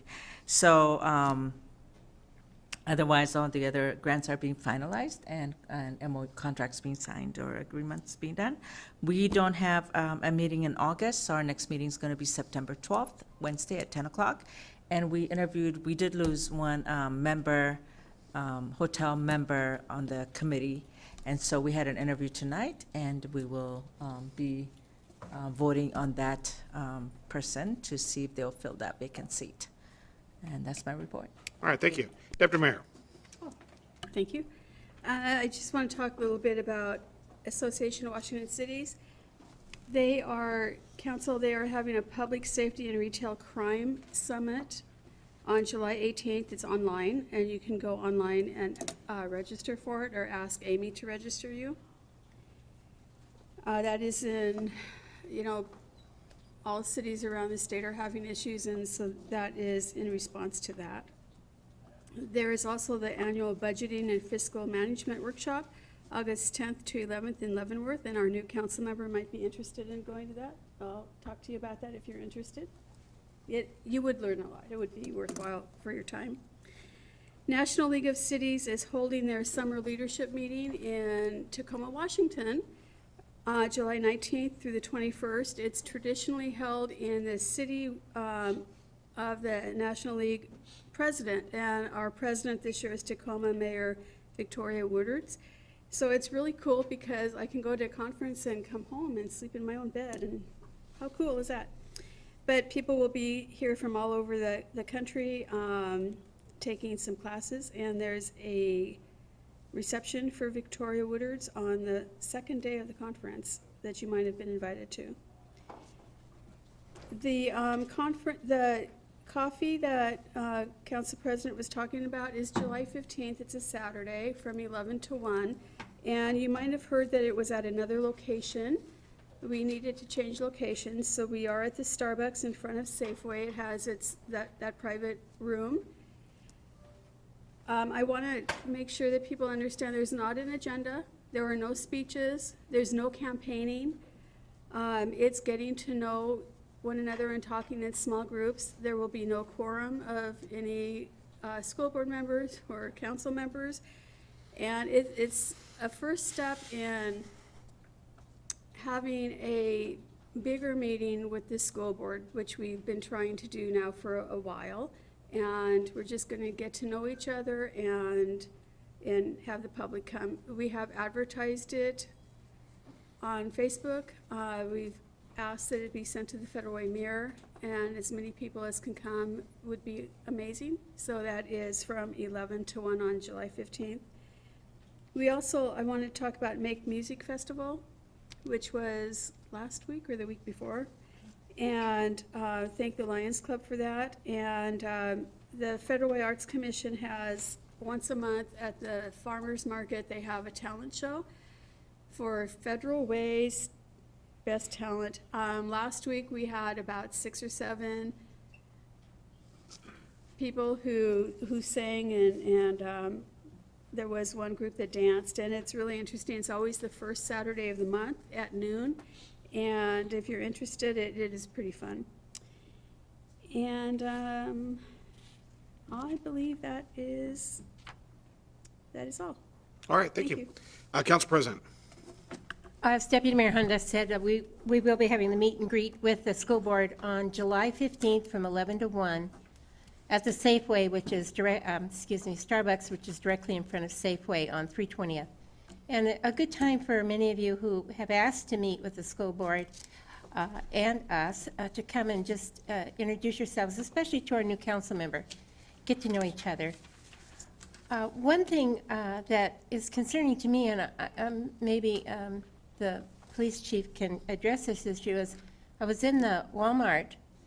I haven't been in Walmart for quite a while. They call it the small Walmart and the big Walmart, the Walmart over by Costco. And that has no bags. There are no plastic bags. There are no bags you can buy. They had no bags because they're being stolen. People are going into the store and stealing taking the bags out or whatever. There's no bags. The other day I was in, there were no bags to be had. I mean, I'm not sure what's going on, but some parts of our city seem to be getting worse. So that's pretty concerning. But what I would like, Mayor, if you wouldn't mind, is I'd like to get a report on where we are with the motels. You know, we haven't heard from that for quite a while with the one extended stay and the Red Lion, but also the Stevenson Motel. Right. So I'm wondering if we could maybe get some kind of a report back on that. Will do. Well, Thank you. Council President, would you want this at a public meeting, or At a would you public like it meeting. via email? No, public meeting. Public Just meeting. So people at wanna know. Stephanie, let's at the next, let's add this to the agenda. Brian, I see you on the verge of saying something. There's a pending appeal on the Stevenson zoning interpretation right now that probably should play out before we Well, that's on the Stevenson, so we can give an update on the Stevenson, but that's a good reminder that the Stevenson is in play as a result of what's going on with the red line. We can give a report on that, just about status. And then, Stephanie, let's do that at the next, very beginning of the meeting under presentations. And we'll figure out staffing later. And also the HTH, the health through housing. Yeah. With the 320th. We'll figure out what that status is. Thank you. Okay. All right. All right. And also, I hear we have one more public comment, or at least one that I'm aware of, online. Anna Patrick is online. Is she still there? Yeah, she just joined, Mayor. Okay, yes. Is there any way we could, Thomas would have to unmute her in the back. Thomas, can you unmute Anna Patrick for public comment? Can you hear me? Yes, we can. Yes. Oh, sorry. I guess I didn't realize I needed to be signed on the whole time. Ah. I thought I was going to get a cue. Sorry about that. That's okay. Is it too late? It is never too late. The floor All is right. yours. Well, thank you for having me. All right, you're welcome. So just a couple things. Regarding the Federal Way Community Center, why is Federal Way not going the route of having the original builder cover the costs of the tile since it was installed on green board instead of hardy board or cement board? Seems to me that we're getting the short end of the stick once again here as a city and picking up the expense when we really shouldn't be. So disappointed that we aren't pursuing that, hoping that the city will consider that. And then I wanted to ask what's happening with the Blake fix. I had heard that that was going to kick in July 1st, but now I'm hearing later in August. And I suspect that some of the issues that we're hearing about are a direct result of the drug activity that is running rampant in our city. And I would like to hear what the plan is specifically with regards to addressing this once we get that fixed in place. And, it's one of those things where when we're not holding the smaller crimes accountable, even the littlest things, people quickly figure out that they can just do it, whether we like it or not. They can just come in, take things from the store and do all of these things. And it does not encourage people to do business in our city. And it's not a safe environment for people to work. So I would like to see that be a real priority. But, there's only so much we can do with King County and everything. I'd like to see us pushing back on that, speaking out somehow to address that. I've kind of just not heard a lot for quite some time. As we empty the jails and we're not arresting, more police presence, more security. It's unfortunate that that's what we need, but that's just the harsh reality of what happens when you just don't hold people accountable. So just wanted to comment to that. And when are we going to hear from our reps on what happened with the last legislative session? So let me see if there's anything else. I just want to thank the police for doing all the work that they do. There was a comment earlier, spoken out of frustration. I also feel equally frustrated, but just do know that they're working really hard and doing the best they can, constantly putting out fires and doing what they can. So hope people will listen to the scanner. You'll get a pretty good clue. All right. That's all I wanted to say. Thank you. Thanks, Anna. Great questions. First, Chief, can you please update Ms. Patrick and the crowd with regard to applicability of the Blake fix or the new laws? Okay, the legislator passed a law this year making it drug possession, knowingly possessing drug is a crime, but the law goes into effect 90 days after the law was passed. So they had a special session. So when that concluded, the law goes into effect 90 days. So people believe that generally speaking, the laws that are passed during the legislative session goes into effect July 1st. So in spite of what's been reported in the media, the law department, the Chief and Sheriff Association attorneys, the prosecutors, they all concluded that yes, the law should be enforced starting August 16th. And we will begin doing that August 16th. Federal PD will start proactively enforcing the law. And it took us about 2 years to get into this mess. So legalizing drug clearly was a poor policy decision. We're in a drug epidemic, and it made the matter worse. So it's not going to change overnight, but what's going to happen is when just everyday patrol, an officer will make an arrest, let's say a warrant arrest or a shoplifting arrest, and on that person will be drugs. And we will try to make a case, charge them with possession of illegal drugs.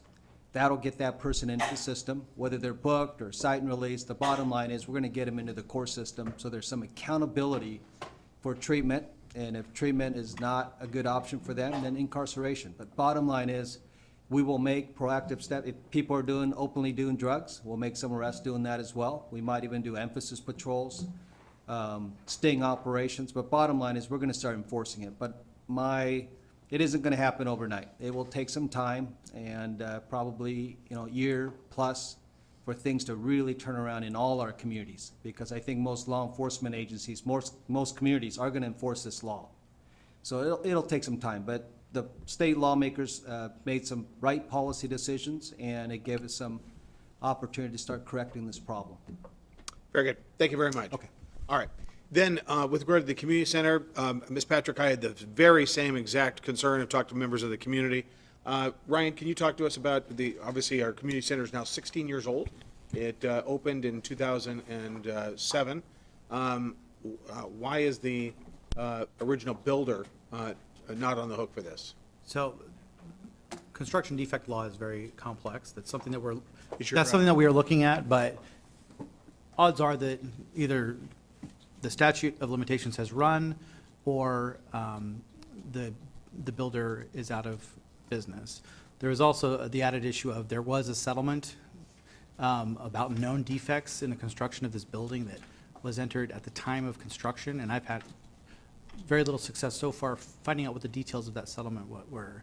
So if we knew about it at the time and settled, basically knowing we'd have to pay the bill later, then we've already been paid for this damage. So I'm still looking into it, is the short answer. It's more complicated than just, yes, we can sue them. Right.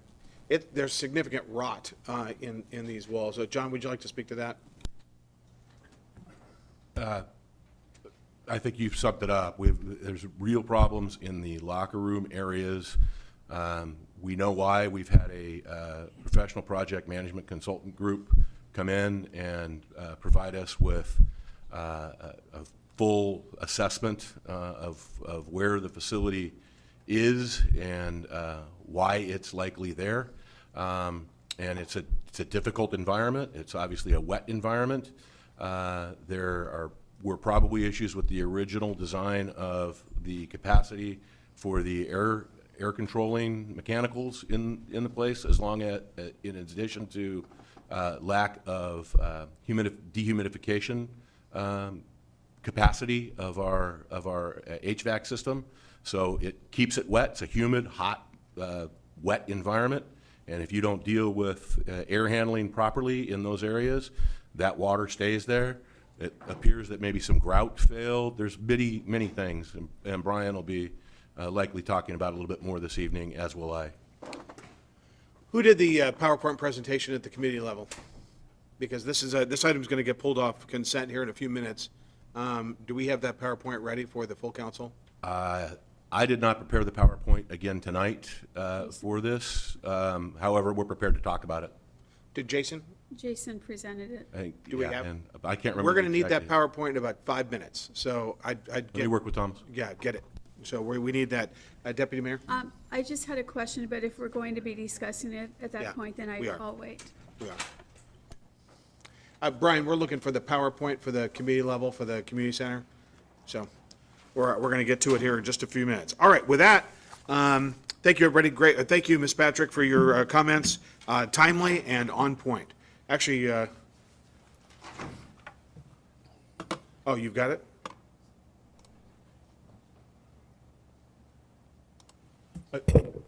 Are we on the consent agenda item, or which? Not yet. Okay. Not yet. I'll call you up You in just just want a to see sec. pictures, or? We will in just a few minutes. What I want to make sure is that we've got the presentation, because it's going to get pulled off the agenda, off the consent agenda. Let's do that first, and I'll just have you close by. All right, item 8, consent agenda. These items have gone through the committee process and have been placed in the consent agenda. And I'll go ahead and read the items, and I'll ask if any items would be pulled for separate consideration. Item A, minutes for the June 20th, 2023 regular and special meetings for June 26th, 2023 special meeting. Item B, AP vouchers, 5/15/23 through 6/15/23. Payroll vouchers, 5/1/23 through 5/31/23. Item C, monthly financial report, May 2023. Item D, converting position within the police department.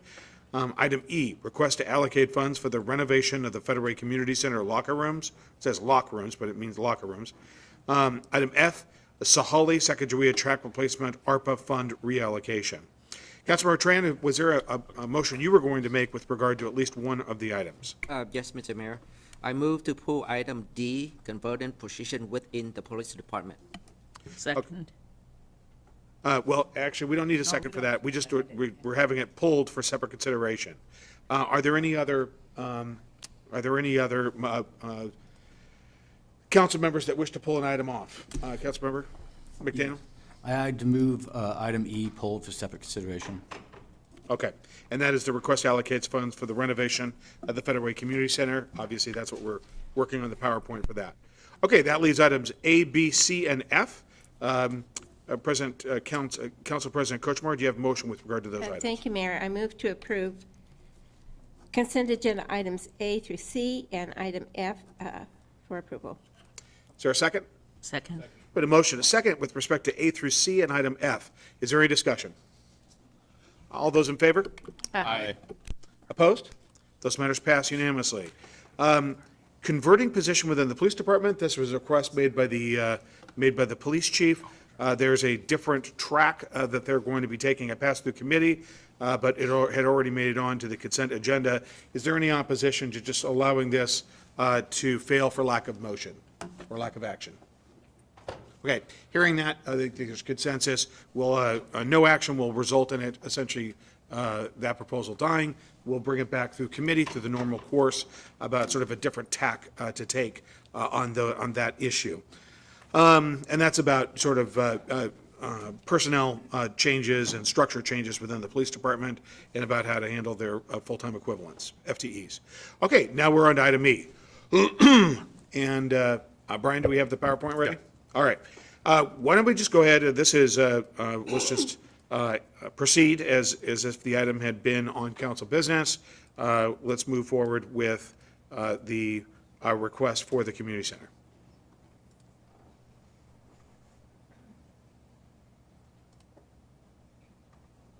Oops, I don't want fireworks. Okay. I'll start with just a quick introduction. So proposed before you today is a funding proposal for the repair of the locker rooms at the community center. This is an ongoing maintenance issue that we, as previously discussed, is something we've been dealing with for a couple of years now.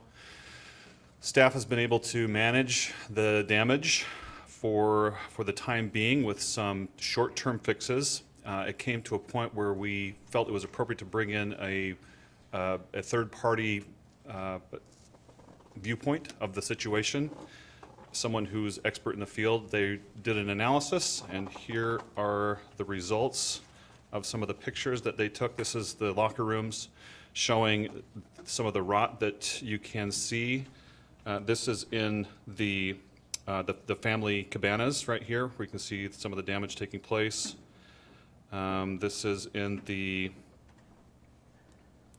it's just more of the rotting. You can see that the base of the walls, where the water or the moisture has seeped into the wall and is essentially just rotting out the foundations of the wall within the locker rooms. And this continues on. Again, you see it here, and you can kind of see some of the, again, the short-term solutions that staff has creatively tried to do to prolong the discussion that we need to have now. But again, it's come to a point where we need to take some action. Again, some fixes that have helped us in the time being. Let's see if I can get another good one here. Yeah, again, you can see right here at the bottom of this, right here, you can see evidence of moisture both going up the wall and coming down to the joint spot there. There's a close-up of the wall next to a shower. You know, you can see that that's not in good shape and is not a good reflection when patrons come in to use the facility. It's not something that we want to see. Here you can see that you can literally see through the wall there. So not a good situation and something that we need to fix. The contract or the company that did this report gave 3 options for us to consider. One was do nothing, which after looking at these pictures, we figured that that was not an option, that this merely would get worse to the point that the walls might fall over. So that was not an option. The second option, they said, is you could do a sort of medium-term solution where you're doing a little bit more than you have in the past, but it really doesn't get to the problem, and you're going to be dealing with it in 5 to 10 years again. The third option, they said, was to do a complete renovation of the locker room. And that is what we're recommending. Obviously, it's the most expensive, which is making the discussion a little more difficult, but is something that we feel is appropriate at this time.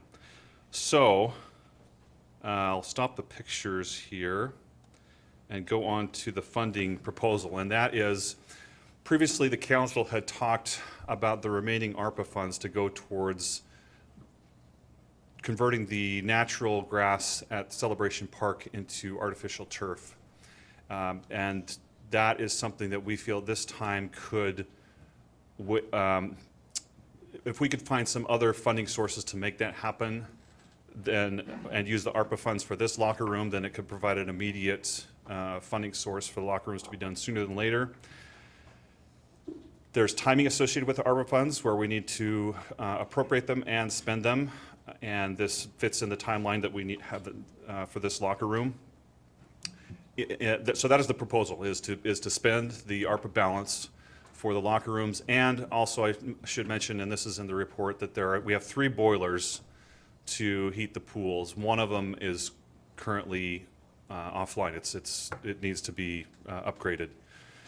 So we've included that in the final proposal for the ARPA funds, which total currently $1.7 million, just over $1.7 million. The 1.7 is the cost of the locker rooms. There's an extra 41,000 that we would apply towards a new upgrade of the boiler. The estimate right now for the boiler is $50,000. So using the $41,000, we would need to make up the balance somewhere, but we don't think that would be too difficult if we used the remaining funds for that, and then we would have the community center back up where it needs to be. Before the committee meeting where this was presented, there was a few of you who reached out to me and said we would like to hear a funding proposal for the turf and for the public market that was mentioned earlier, because previously we had talked about it using ARPA funds, although no official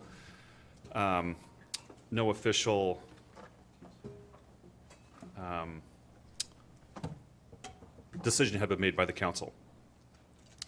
So let me pull that up here. I keep doing the wrong one, darn it. Okay, so the estimate for 2 ball fields, 2 fields to be converted to artificial turf is 3.5 million. The ball fields, as we have looked into it, are eligible for more restricted funds than is the locker room project. The locker room is not as eligible for restricted funds. And so that is why we're proposing ARPA, which has broader constraints than some of these funds that we're listing here. And so we're trying to match the dollars to the best project to make this a reality. So for 2 of the ball fields, and again, for those of you unfamiliar with Celebration Park, there's 8 fields altogether. Talking about doing just 2 of them, 2 of the soccer fields, at a price tag, or price estimate, at least at this point, of $3.5 million. Lodging tax is potentially eligible for that, and we have been speaking with Tanya Carter, Economic Development Director, could possibly use 1.4 million from that fund. She wants to have a balance in there for some tourism promotion and economic development projects that she's working on, and this is an amount that she is comfortable with. Obviously, we need to go through the committee for approval, but potentially this is a funding source for this project, and it would be eligible for that. We have parks mitigation funds in the amount of $650 that could go towards the project. This is what used to be the fee in lieu revenue source that where we've now converted or sort of updated, so to speak, into the Parks Impact Fee that was recently passed. So this is just sitting there. It's not gaining any amount and it's not going anywhere. So it is something that we could use for this project as well. King County levy, there's $100,000 available for that. And then with our excellent finance staff, we've above our budget, we have interest revenue that has exceeded our budget of it's more than $1 million, but we feel comfortable using $1 million of that for this project, and we would still have some left over just as a safety valve for any other things that come up. Excuse me. And let me highlight that for a moment. Yeah. We anticipated, we budgeted $1.6 million from that revenue interest. Is that right, Steve? 1.8. 1.8. Correct. And that is just the purchase of treasury notes and other other revenue generating interest that essentially is going to be estimated at $3 million now? That's correct. So we're just so that's over, that's 1.2 million. So we're thinking about taking that. That's where that additional million would come from. Or we're very fortunate to have Steve Groom and his team, you and Jason, your team, essentially come up with $3 million of increase of revenue. That revenue stream to the city, let me just explain, used to be $80,000. We turned a regular $80,000 return into a $3 million revenue generation with no taxes, no tax impact to the public whatsoever. So anyway, go ahead. Yeah, thank you. And then finally, likewise with wise budgeting and savings, we believe that we'll have $350,000 available just from the general fund savings that we could put towards this project. Again, it doesn't zero out the savings by a long shot, but it is something that we're comfortable, an amount that we feel comfortable towards this project. So this constitutes a potential funding package for the two of the Celebration Park ball fields. This is not, to be clear, this is not what you would be approving tonight. It's just that a few of you wanted to know if we took ARPA and took a final vote on it and it was toward the locker room, then the previous discussions about the ball field and the public market would then have to find some other funding source, and that is what this is. So you're strictly voting on the locker rooms tonight and ARPA. This would be a future discussion at another budget meeting sometime in the future. Now, the public market, as was brought up before, and I will stop sharing at this point. So the public market is closely tied to the redevelopment of the TC3 property.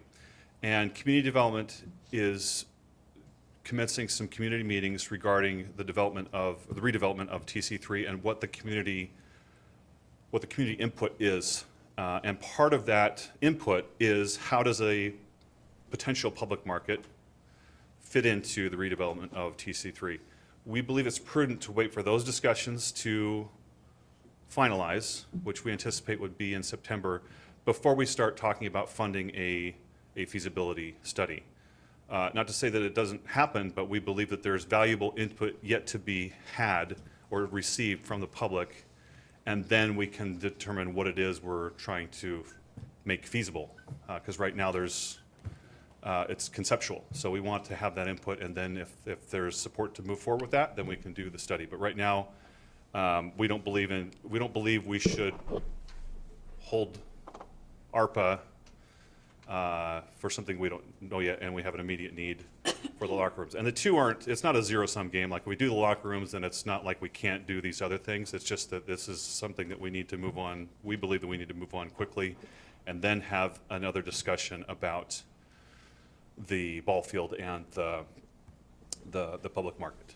I've had a conversation, council, just so you know, I've had a conversation with Steve Groom, and coming up with an additional $50,000 for the market. This is not about, do we do a public market or fix this facility? That's not this discussion, but, I mean, it's ultimately your choice, your decision. Do you have That's anything all. else? Okay, I see Councilmember McDaniel with your, go ahead. Actually, some of my questions are actually for John, since I've actually had a conversation started with them. And everything I'm talking about is the locker. I had the privilege of talking to him last week, and we discussed this a little bit. First time I heard anything about this was last, I believe, Tuesday, when I sat in on the meeting and found out about the $1.7 million cost for locker funds. And I mentioned to him, when it first got brought up, the building of the community center, I was actually against it because I thought it would take away from the private sector. And in that conversation, John educated me a little bit on, we don't go for the same target market for who comes to that place. And I found out that we're open 16 hours and 1,500 people come in there a day, which I thought would be interesting. The day after I found that out on Wednesday, I actually walked over to the community center and walked through the locker rooms. And to be honest, I was shocked, one, and sad, to be truthful. Now that I sit up here, I look at every asset that we have on our books as a piece of property that I'm required to maintain and take care of. And it was sad, the nicest word I could put to what I saw there. I do work with construction companies, and the first thing that come to mind is what we already talked about. I would honestly say it's not a maintenance issue as much as a builder issue and subpar materials being used in the construction of the area. But with that said, I do not believe the $1.7 million is going to cover fixing it, to be honest. And I think the bigger issue is the humidity facet of it. I was not shown any kind of bids or any kind of information on what new materials would be used or if ventilation would be increased, would be added to the bid. So as we said, I don't want to put a Band-Aid over a bullet hole, and I see a complete gutting of those locker rooms. So what I'm looking for in a perfect world would be able to see 3 bids that included ventilations, what materials are going to be used to make sure that they're actually going to stand the test of time. That building is not that old, and we owe quite a bit on it. And then the design, I'd like to see what the new design looks like. And since we are redoing the bathrooms, what are the possibilities of doing more of a general locker room for just storing stuff and more family rooms? So maybe we can delay other issues that might happen because of having the male-female split-ups right now. So I'd like to know about if that's a possibility too. John? Lot to unpack in that. So, to begin with, we did have the conversation. I enjoyed the conversation. To be sure, they called out, I'm looking at the report right now from and they definitely call out that the mechanical system did not appear to be designed appropriately to remove the humidity and the water effectively. So, any fix would include mechanical, HVAC, and dehumidification going forward. I'm not aware of what the building code was about using sheetrock, gypsum versus green board or cement board 17 years ago or 18 years ago when it was being bid, but clearly we would want a resilient product and we would insist upon that. We have to go a minimum of 3 bids, so that's law. We're bound to that, and there would be absolutely 3 bids. It's a very public process, legal, so there's no, and we want this done right. I agree with you on the Band-Aid on the bullet hole, no question about it. We want to do it right. We want it to last. It's a wildly popular, great jewel in our crown, and it's very unfortunate that it's deteriorated. And I appreciate you saying that it's obvious it's not a lack of maintenance or a lack of effort on staff's part. It's a problem that probably existed from construction, and it's chosen to show itself very recently in the last couple years, and the deterioration is fast moving. And then the 1.7, that number, is it just because that's what's left of ARPA? And what happens? No, that's a number that they proposed, that they came through with a proposed summary level budget of 1.7. And if it comes out to 2.1 when the bids come back, where is the difference going to come from? After I recover from my heart attack, then we'll come back I'm not sure. What would be, we have some other funding sources that Brian has detailed for you in his presentation just now, that, you know, are proposed for turf, but there are some funding sources within the department that may, and contingency would be built in as well, so. Mayor, Thank you, if I could just follow up on that real quick. So the report that we had is merely just an estimate of everything. The 1.7, as John mentioned, does include better dehumidification and also recommends different materials for the walls. The bidding process, you would approve the final bid, so you would have the opportunity to see if it meets what you're looking for. But the report that we have, just kind of the high-level report they have, says, yeah, you need to work on the very things that you're talking about, and our estimate believes it's 1.7 million. Hopefully, it's close. All right. Thank you. We've got Councilmember Dovey and then the Deputy Mayor. Yeah, I just have a couple questions. I mean, one, it was a long time ago when this was built. Have we just called the people who built it and told them what our problem is and gotten any response from them yet? Has anybody picked up the phone and dialed them? I mean, I would recommend the first thing we do, we're about to spend $2 million. Maybe we dial the phone number, they're probably still in business, and say, hey, here's our issue, what do you think? And they may say, hey, it's a long time ago, we don't care, but they're probably local and they would hate to see, give them a chance to participate. So that would be one thing I would say. Thank you very much, Councilman. Okay, but I'm concerned, we got to fix this, I get that. We just went through the pool slide issue, and we've been offline for way longer than anybody wants, not because anybody did anything wrong, but just a long time. So how's this going to affect our members, and what's that look like? Because, I mean, that's the first question I have. Do you got any ideas of, if in a perfect world, what time and how we're going to stage this and how people are going to use the facility? I do, and thank you for asking. So right now is I have great news to report. Despite being offline in our pool, which is a very popular and heavily used and a revenue stream, despite all of that, we have actually, our membership is at an all-time high. And that's including coming out of COVID. So we're wildly happy about our membership numbers. The building is busy every day. You can drive by there and see how busy it is by the parking lot. We're absolutely getting crushed by the business in a good way. That's a good thing. The pool will be coming back online soon, and that's a very good thing. And yes, we have a phased approach for the locker rooms.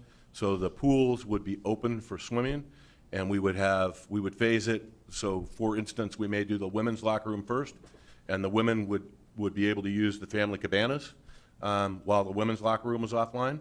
And then when the women's locker room came back online, the women would go to use that. We would close the men's locker room. They would use the family cabanas for that construction time, and then we would do the family cabanas last. Couple more questions. Now, you know, when we went through the ARPA funding, we divided it up. I mean, as a council, we said human services, and we said fields, and we said trucks, and we did all these great things because the money's unrestricted and we were able to use it for the good of the citizens. I'm concerned, and I understand we have to spend the money, and I see moving it around, but we also talked about having money set aside for studies for the community market. We talked about the fields. I mean, that was a big thing at the very end that we set aside. So I'm not comfortable with, here's where the money's going to be, we're going to do this in the future on your list here. I would like to see that in concrete, that we make that decision that, yes, we're going to do the fields, and this is going to come out of the Economic Development Fund. Yes, we're going to use the interest money. Yes, we're going to do this so that we're not just going to the next crisis and forgetting the one that we were trying to fix before. And I think it's timing of money, but if we're saying, hey, we're going to wait till September, or we're going to wait till June, you know, where June's already gone, sorry about that. I would like to see us actually sit down as a council and say, yeah, we're going to do this, drive the stake in the ground, and then plan on it. Not, we'll come back to it later. Right. And so, A great point. Brian, do you have anything to say to that?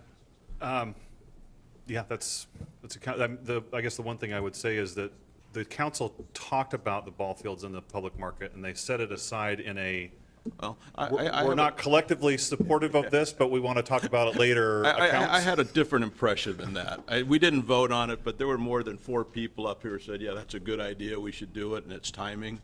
I mean, that's my opinion. Now, maybe there's 3 other people who don't agree with me, or 5 or 6, but I think we were a little more firm than that. Consensus.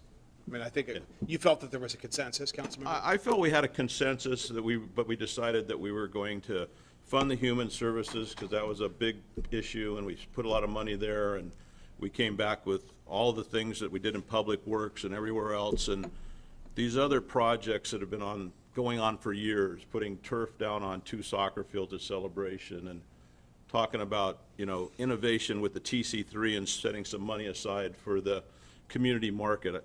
I thought that was pretty much a given. It was just a matter of timing. Right. And so maybe I was wrong, and some of you can correct me here on the dais, but I thought we were I at least was. I guess the only thing I was at is the comment earlier that, at least, I don't know if this gentleman represents what we're talking about, but he said that this would not be a city market, and if that's the case, then this is a grant that we're talking about. Yeah, well, I guess what I'm thinking about, we're about to spend how many millions of dollars on TC3, and we're selling the property, and we're doing all this. It just seems to me part of that decision-making should be, does a market make sense? It may be no, but if we don't set it aside to find out yes or no, as a city, I think that's something we should be doing. All right, Okay, sorry. What we'll do internally is get something concrete before you, because I think you're right. We've got the resources there now. What we don't want to do is all of a sudden have situations arise that we're not contemplating right now and saying, oh, sorry, that, that money will disappear after a while, things will come up. So we'll talk about that internally and bring something concrete back to you and get direction from the council. We've got the deputy mayor and then Councilmember Wash. Deputy Mayor? Thank you. So I'd like to thank Councilmember McDaniel for pulling this. I was going to also pull it because the consent agenda is for things that are routine. Spending $1.7 million on locker rooms that are no longer workable is not a routine thing. So this is something that the public really did need to hear about. I am concerned that we've talked about the legal issues that occurred 15 years ago and that no one can find the information on. If we knew 15 years ago that there was a problem with the way that the locker rooms were built and we settled it, I'd like to know that. Because if this isn't the problem that we settled, then what problem did we settle, and is that still something that we're going to find in the future? This is, it's a beautiful building, but obviously there were issues when it was built. Obviously the city went to court and came up with a settlement, and now we need to know what that is. 15 years ago isn't that long ago. It doesn't seem to me that it should be that difficult to find the information about what it was that the issues were. I just want to make sure that we're not looking at, is the kitchen falling apart? What else could it be if it's not this or if it wasn't the pool? 2 huge things. I also am concerned that 1.7 million might not be enough. And where would the additional money come from? I went into the locker rooms yesterday and I looked around and I was pretty appalled. I mean, I wouldn't want my grandchildren in there. I'm concerned maybe there's mold floating around in the air in there, and maybe we need to put some kind of a system in there to clean the air so that the patrons aren't breathing things that they shouldn't be breathing when they're in there at this point. But I really believe that we need to find out what the legal case was, what it was that we agreed to, what the builder agreed to, and what we could be facing in the future. As to the turf, when Tim Johnson was here, he did quite an extensive report on the turf at Celebration Park, but I think we need to revisit that and see, the long-term plan would be all 8 fields would be turf. I don't want to start with 2 and then just say we're done, because we're not done at 2. But let's figure out how we can do the entire park if we're going to do it in turf, and what that would eventually cost, what we would, it should bring us more revenue in the future if the fields were in better condition. I've heard from some teams that the fields aren't in really great condition, but I do think that we need to have more information on that before we make that decision, and also make the decision on the money for the feasibility study. If it's for a private enterprise, I don't know how we can give one group $100,000 and not have $100,000 available for another group who wants money for a feasibility study. The farmers market folks have already talked to me about when they did their feasibility study, they borrowed money from the city and they were required to pay it back. And so I'm concerned about that. I don't disagree that we need to spend the 1.7 to fix the locker rooms. And as soon as we can do it, the better. But I am concerned that it's not going to be enough. Once you open walls, you're going to find more problems. Well, and that's why when this was originally brought to me and Brian came into my office and put through the options, I came down exactly where you and Paul and where the other council members are coming, which is no Band-Aid. We need to get down to the heart of this because it will cost us more later if we don't get this addressed. With regard to what we're going to need, Ryan, is as quickly. So, Mayor, if I want to stress that I've never been able to substantiate, I've heard people talk about a settlement. I've never seen it in writing anywhere, so I'm going to look into that, is what I'm saying. I have a hard time believing that council would have had to take action on it, so I have a hard time believing there's no record of that, but I've heard other people that have been here for a long time repeatedly tell me that story. So let me look into it before we start taking it as fact.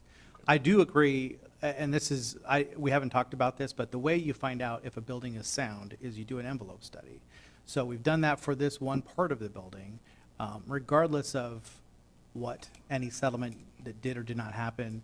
We need to do a full analysis of this building, in my opinion, to see where it stands. Okay, So- I was just going along with everyone Yeah. else that there was a No, settlement. and So that's why I if wanted there to jump in wasn't, and there make that wasn't. clear, is that I've heard rumors, and I hate to perpetuate those here, but I need to look into that before. I was trying to make it clear that there's more here than just we can sue them. Well, I think we've also we're running into a statute of limitations issue. It's a very complicated issue, Mayor, because a lot of times the statute is told if the defect is latent and you can't see it. So it's not a simple question. Thank you. Councilmember Walsh? Yeah, a few things. One, and this kind of been alluded to just now, is, we had the problems with the pool. We now have the problem with the locker rooms. Are there other things at the community center that 6 months or a year from now or whatever, that we'll find out that there's other deficiencies with it? I think that we need to take a good look at the building as a whole to see if there are other deficiencies, and and make sure that they're taken care of, because it's kind of started a trend. Obviously the pool and the locker rooms are the most sensitive parts because of water and moisture and everything. But are there other things that are going to come up?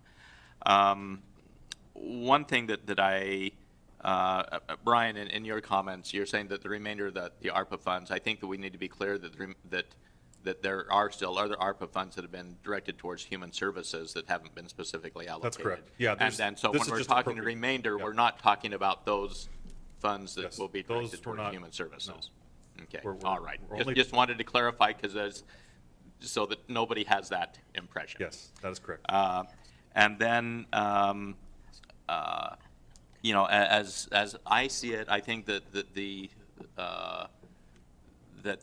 point that Councilmember Dovey had made and others have made is that we need to figure out how these other things can be budgeted.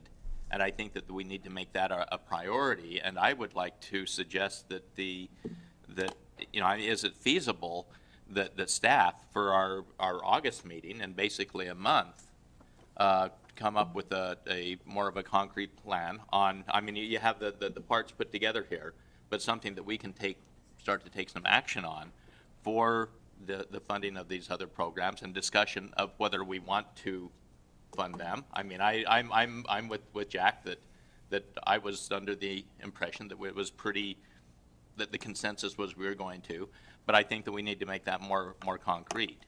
And also, I mean, but for our August meeting, these legal questions with whether there was a settlement or not, or whether there's statute of limitations, I mean, is our August meeting, is that enough time? Hopefully it would be enough to delve in and really do the research on what the on what the options are. Steve Grimm wants to weigh in. Yeah, if I could just point out, we do partially have a plan in place. Mayor, as you know, every quarter we reevaluate our revenues and our savings, and we have an existing waiting list for all of the budget needs, so that when something comes up as a surprise, we add it to the list, we reprioritize. When we have the new information, none of us like surprises, but we have that system in place just for that very purpose, and we will continue to use it. And if the 1.7 will not cover the eventual total, we will course correct. We would at that point look at our capital budget and see if we want to reprioritize those projects. So we can adapt, but none of us like it. Okay. And then I still have a little bit more here. With those things being said, I don't think that we can wait on the next meetings to make this is an urgent need now. Yeah. And the longer we wait, the more problems it will be and the more expensive it will be to fix. And so I think that we need to take action tonight on this. And so once this discussion is over, I would like to make a motion that we go ahead with this reallocation for right now, and so that we can get things, things ready to bid for it. All right, well, you can bet, we've got, here's what, I've got something to say, but I'm going to wait till all the council members talk first. We're going to go Council President Kochmar, Councilmember Dovey, Councilmember McDaniel again, Councilmember Cefados, and then the Deputy Mayor. And Councilmember Tran. Oh, actually, A little less. we'll get you in there, okay. All right. You make the motion. Oh, my gosh, man, everybody's lights are on, what's going on? All right, Council President Kochmar. Well, it appears to me that, correct me if I'm wrong, but when they're building the building and they're doing the inspections, we have some responsibility for the inspections. I believe that's correct. And then when the construction is completed and there is a bond, retainage, and it's released, and at some point a settlement was reached, if there was a settlement for something which you're going to investigate, I don't see how we can go back. If there was something latent, we didn't know it, and it was subterfuge on their part. I mean, that part I'm wondering about, but I'm not sure how we can go back after 17 years. It'd be like somebody built my house and there was a defect, and I'm going to sue the contractor after 17 years. I don't think I could do that, but as much as I would like to. But as far as the turf fields go, the only thing we were talking about with that was soccer fields 5 and 6. And correct me if I'm wrong, John, I think that's the fields that we were on last night for Celebration Park for the 4th of July. You're correct. 5 and 6 were the fields we were on for 4th of July, but we are discussing if it wouldn't be more appropriate and the smarter move to do 7 and 8, which are the two to the south. Okay. Because for an event like Red, White, and Blues, we would have to cover that soccer field to protect it from all the activity. So it may be smarter to do 7 and 8 if we were going to do 2. Okay. Well, the only reason I wanted to get that out was to talk about, all of those fields that we use. As you saw last night, there was a lot of ripping up of the grass, and so that's what's happening at 7 and 8 and all the other fields. And so once you get that turf field in, then you no longer have that maintenance cost. And so that rate of return on your investment should include how much the maintenance would cost on those 2 fields, and how much it would appear to me that after a few years you'd have your money back from your investment on putting in the turf fields. But I do think that there are grants for parks and turf through the federal, maybe the state, but most definitely the federal at some point that we could ask for, maybe in the next go-round. And I think that that's something we can naturally plan on and put in our request. And the reason, people say, well, why are you doing turf fields instead of, taking care of the homeless or doing something that's really important? By doing the turf fields, you relieve the general budget, operating budget, of the costs of maintaining those fields so that then you can use that money for other things. And so long-term, that's what you want to do, is try to relieve your operating budget so that you can use that money on other things on an ongoing basis. So that was my thinking. Thank you for listening. All right, thank you. Councilmember Tran, let's, go ahead. Let other council member go first. Oh, okay. Councilmember Dovey? Two things that I wanted to bring up. I agree with Jack here that we should vote on this to make it happen, because we do have a ticking time bomb. But in everything we do, we always have a contingency fund. And now this everybody might hear go, why did you say this, Dovey? But, we're about to give a whole bunch of money to our human services. Maybe we should hold a little bit back in case we need a lot more for this. And then, if we give 80% and then 20% later, I mean, we might want to be wise on how we release those dollars, and maybe we have a holdback in case something catastrophic comes out. So I just suggest it. Okay, Brian, will you note that? And let's talk about that with Ryan tomorrow. I think you are, council members, you're all right that we need to get our arms around the totality of this and no surprises. Let's see. Councilmember Schneider? Councilmember Sefadasa? Thank All right, you. we'll go this way. Okay. Schneider? So I've been waiting, McDaniel. Sorry. I've been Councilmember waiting Sefadasa. to where a lot of my questions were asked. So I do appreciate, but I think we're spending so much time here on this, and I believe we should have maybe a study session or something where we really could delve into it and go through all the items line by line. But the human services, I still would like to see it intact. And sorry, Councilmember Dovey, but I believe that's something that we've been needing for our nonprofits to provide services. So I would like that to be left alone. But I believe also with the building to do some kind of a comprehensive study, or just like you said, Councilmember Walsh, to go through the whole building and see what else needs to be done. And, but yeah, I really suggest that we probably spend as much time as possible, like a study session, so we could all hear the stories together and really come up with a comprehensive plan to move this forward. So thank you. Very good. Councilmember McDaniel. I know somebody named Paul Schneiderman, so It's all good. just popped in my head. Councilmember. Yeah, I have two questions. One was a legal question. When it comes down to the statute of limitation, does that start like today when we was talking about it? Or does it actually be predated to when maintenance started noticing it and started making records and emails and stuff like that? I don't Don't know. I don't know the answer to when the statute would run. Whether or not it's told or not is its own question. It might have run very, very long ago, and we're over. I believe that was Council President Kochmar's point. Yeah. The statute of limitations for public works projects are a special monster. So pools and bridges have a different rule. So there is an argument that we might still be able to, the statute hasn't run on this.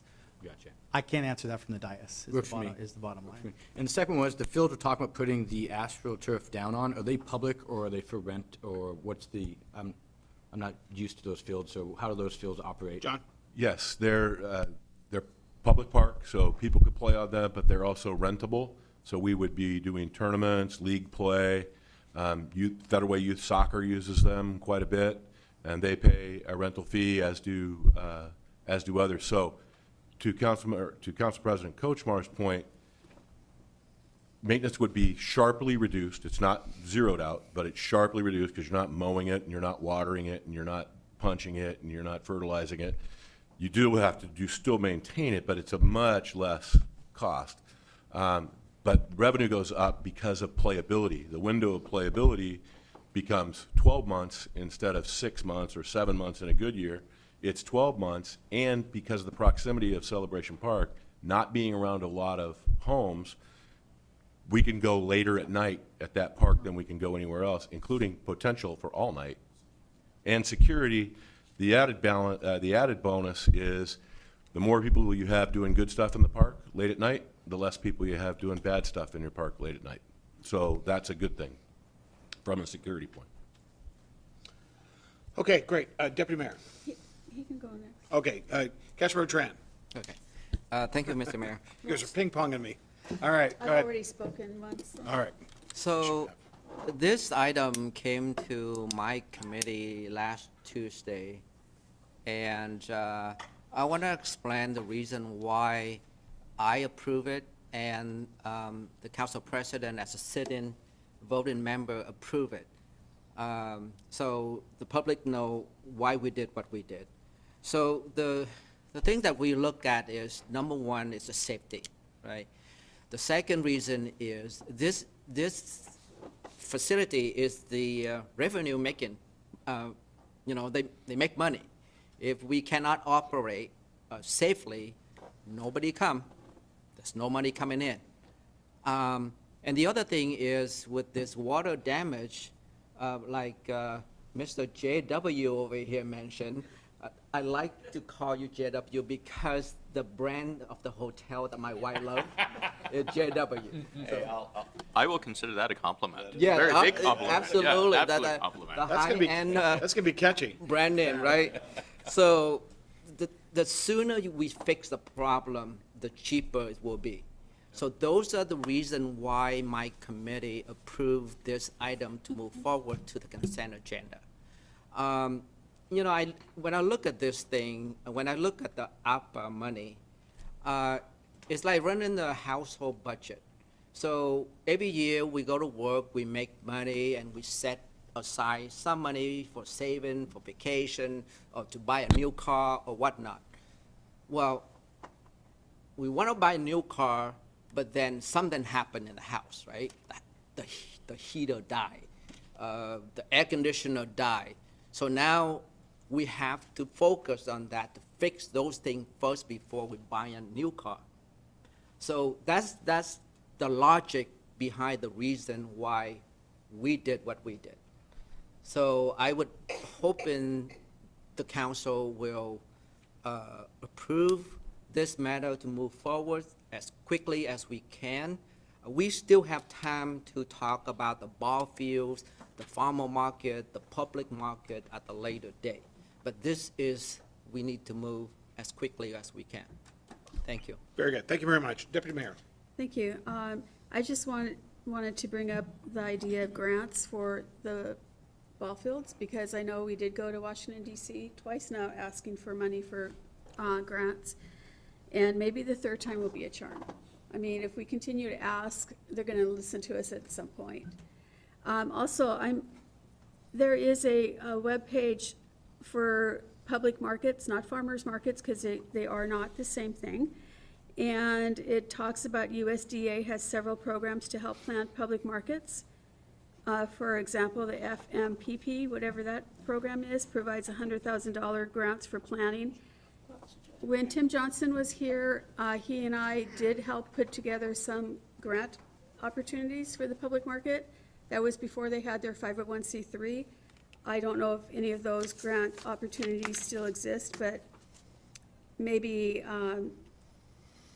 this is a source that they can be looking into too also, in addition to whatever the city has available. Very good. Thank you very much. Councilmember Sepa Dawson, could you say that out loud? Farmers Market Promotion Program. Very good. Thank you. Okay, I don't see any more blue lights on. Councilmember Walsh, do you have a motion? Oh, Yes. No, I was going to suggest he make the motion, just he pulled it, but Councilmember McDaniel, you want to make the motion? you want to make your first motion? Feel free to. I move approval of item B. I move approval of item E on the consent agenda. I move approval of item E on the consent agenda. Second. It's been a motion and a second. Is there any further discussion? All right, all those in favor? Aye. Opposed? Matter passed unanimously. Council, that is absolutely the model of how to handle issues. Thank you very much. And what we're going to do, myself, Brian, John, Ryan, and our internal crew, and our finance guru are going to make sure that we get our arms around this issue completely. I commit to, at our next council. Oh, I was just going to say, G-Tran, I don't have an air conditioner. I would love to have one that broke down, but right now, that sounds pretty good. What I will say, council, is this will be on the very next agenda. It'll be on the agenda after that.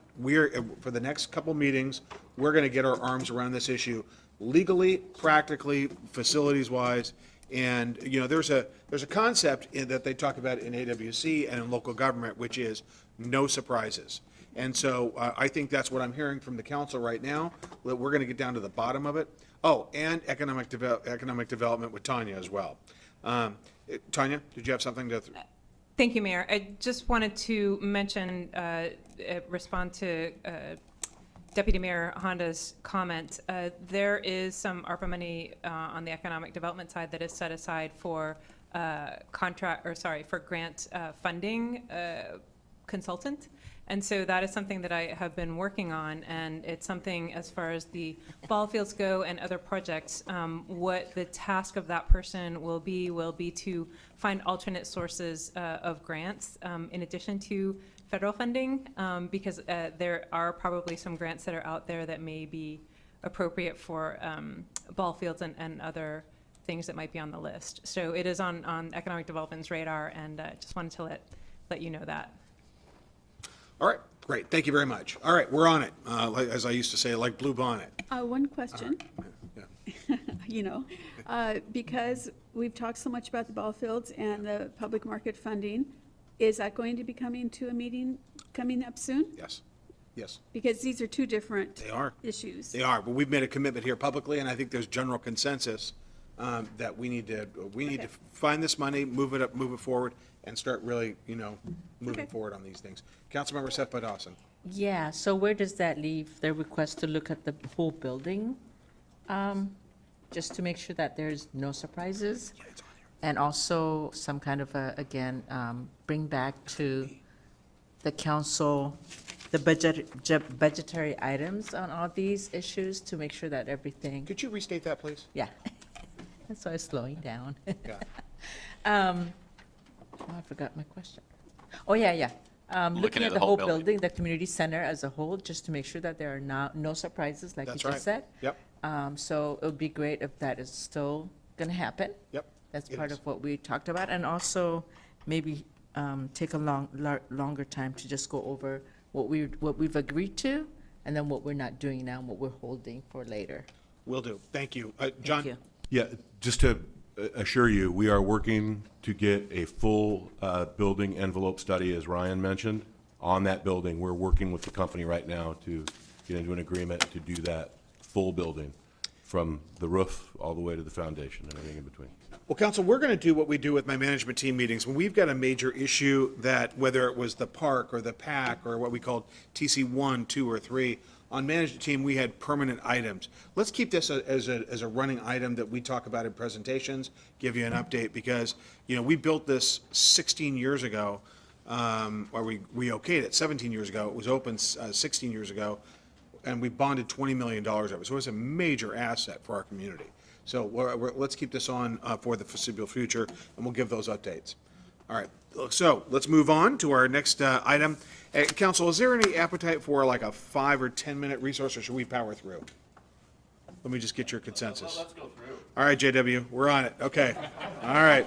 You know I'm going to use that, man. All right, let's move. Item 9, council business.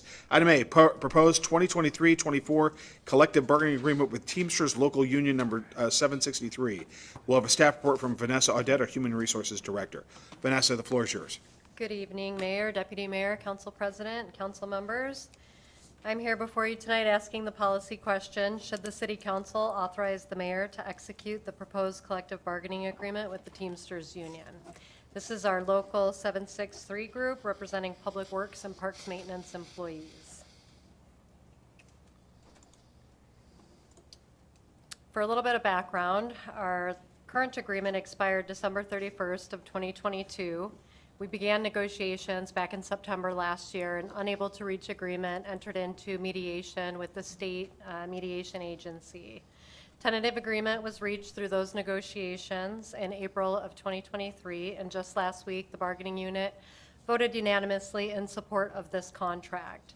This proposed agreement will cover the period of January 1st of 2023 through December 31st of 2024 in concert with our current budget cycle. This tentative agreement conforms with the council's previous instructions provided to the city's bargaining team. Essentially, for 2023, this would provide a 3.5% cost of living adjustment to the Teamsters' wages. Also includes a slight market wage adjustment for our custodian classification that was found to be underpaid.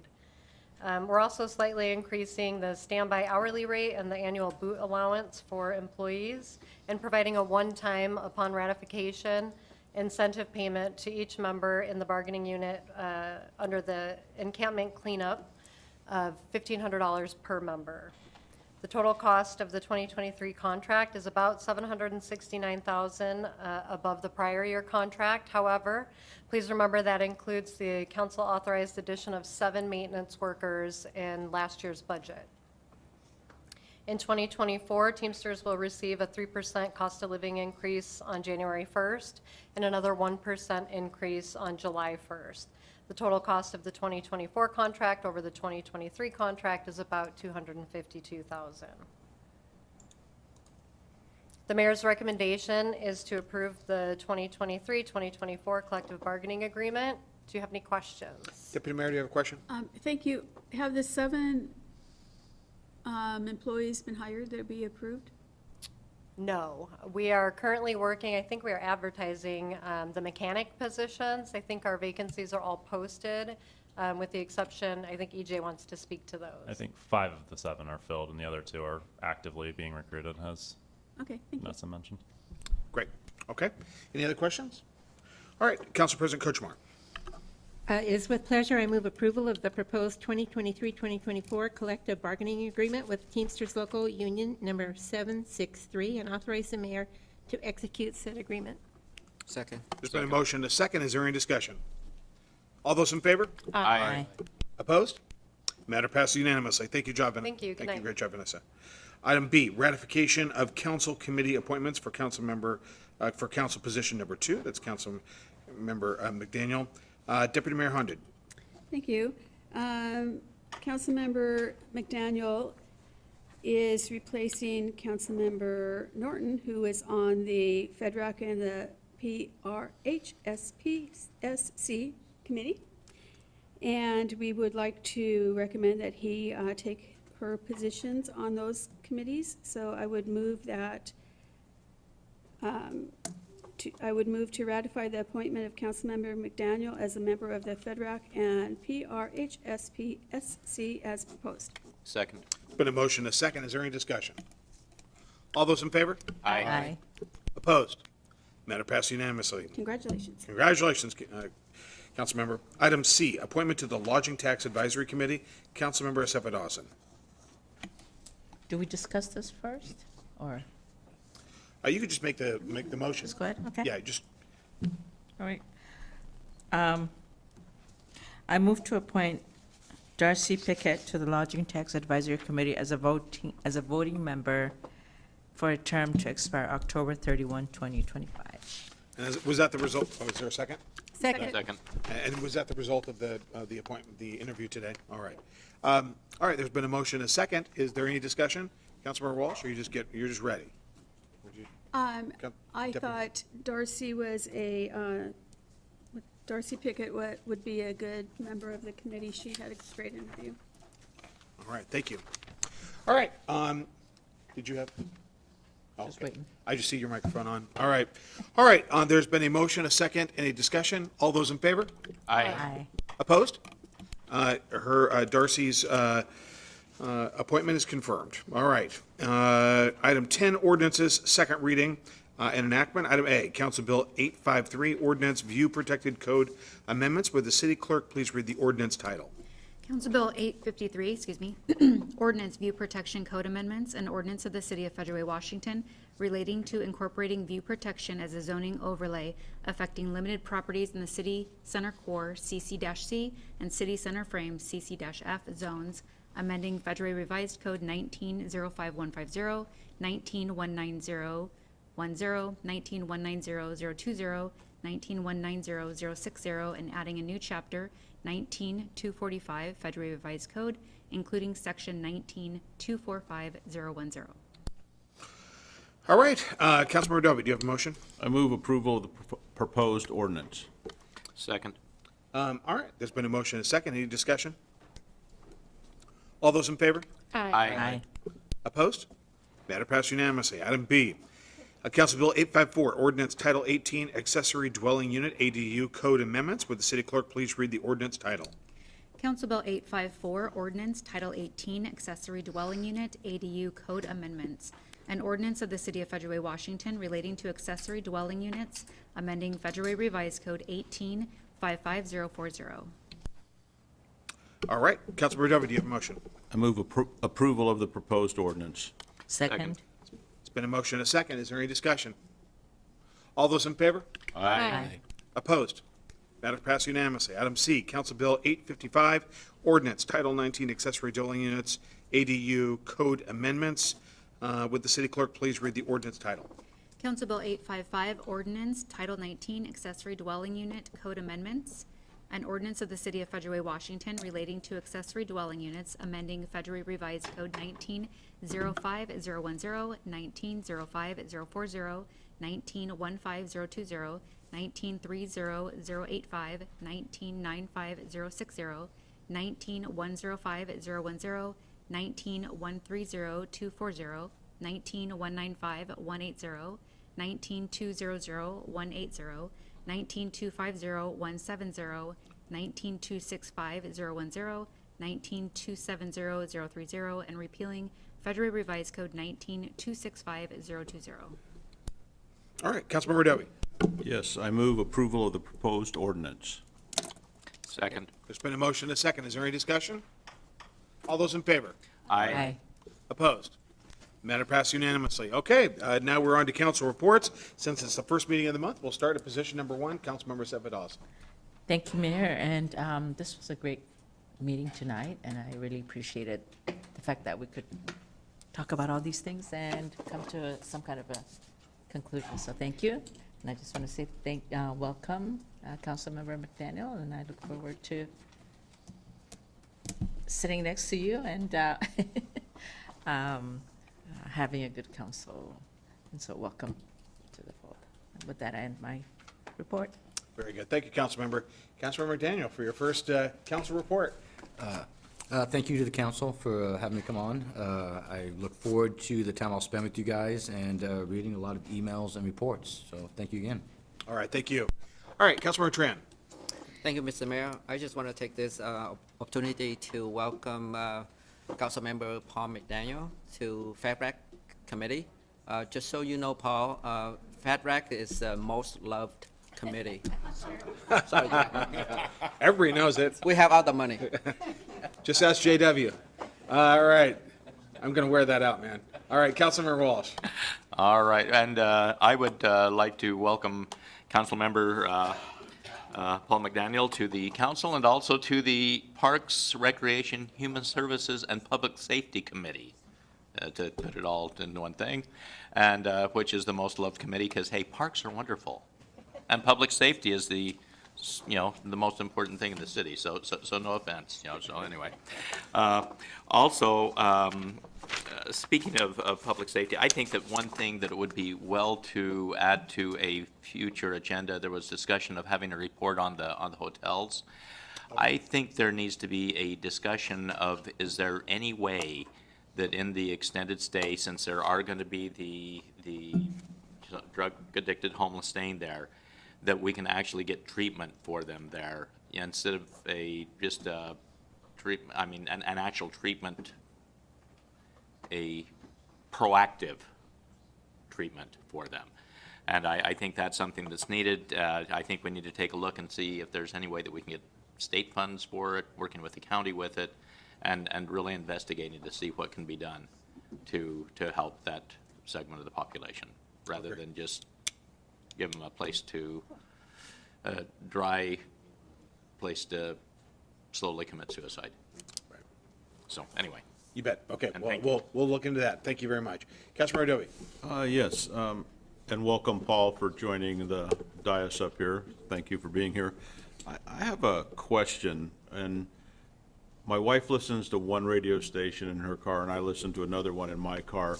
And both of them were talking about Bellevue and their great new ordinances they put together to fight drugs in the city and police the area. And I listened to both sides of the story on two different channels, and I don't know if we've looked at it, but the deputy mayor of Bellevue was on both of these talking about how great they are on enforcing crime and picking people up, and how great they're going to do things. And I don't know if they've shared what they're doing, or I haven't heard anything other than two radio commentaries talking about it. And I was wondering if we could maybe look into that and get a report of what they're doing, if it's different or innovative or something worth copying or emulating. So I bring that up as something to think about. Brian, why don't you run hard on this? We're going to have Ryan pretty busy, and we gave the chief a bunch of stuff. If you could reach out to Bellevue tomorrow. All right, thank you very much. Great suggestion, thank you. All right, Deputy Mayor. Thank you.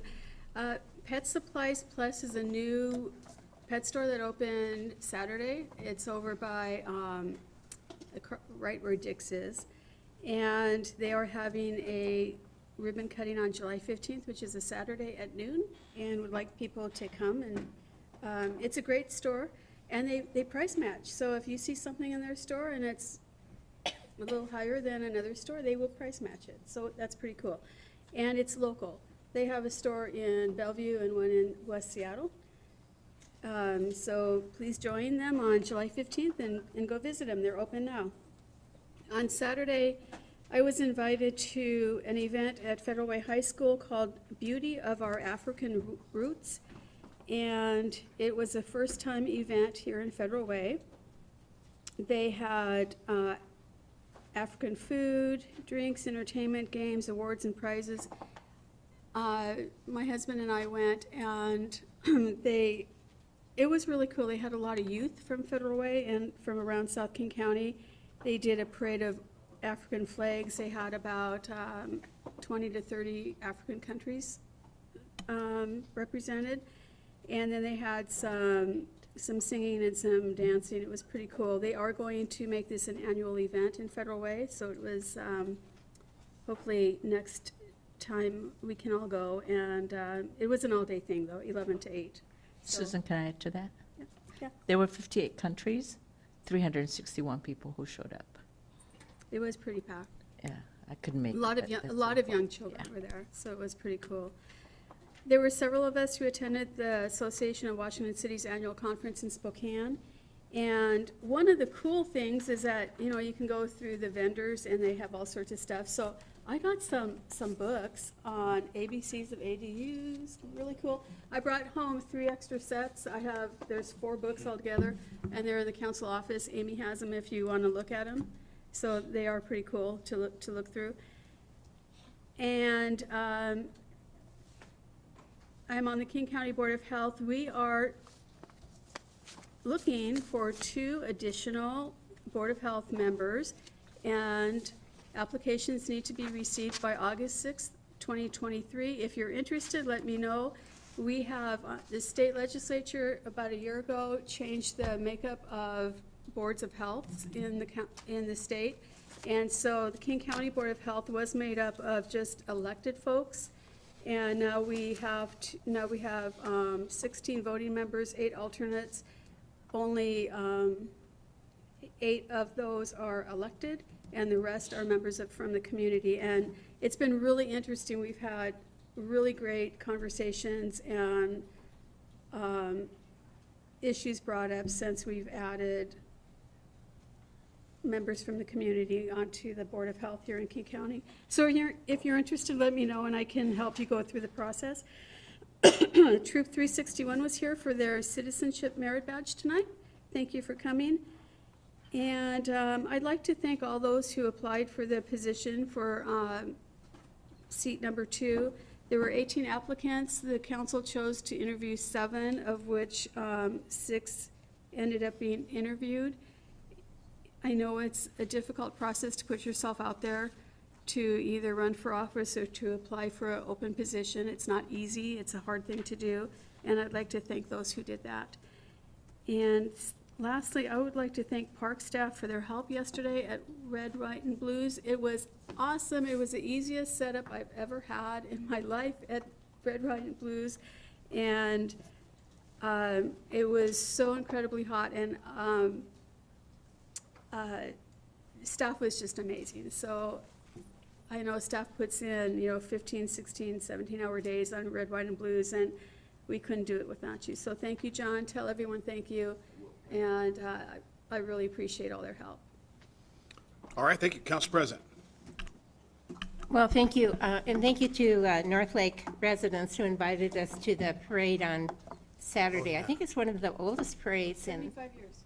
75 years in the city, and for the hot dog picnic afterward. In fact, I spoke to a lady who said, she said, you come every year, and I said, yeah, and I get to wear the same shirt every year. It's my shirt with the flag on it.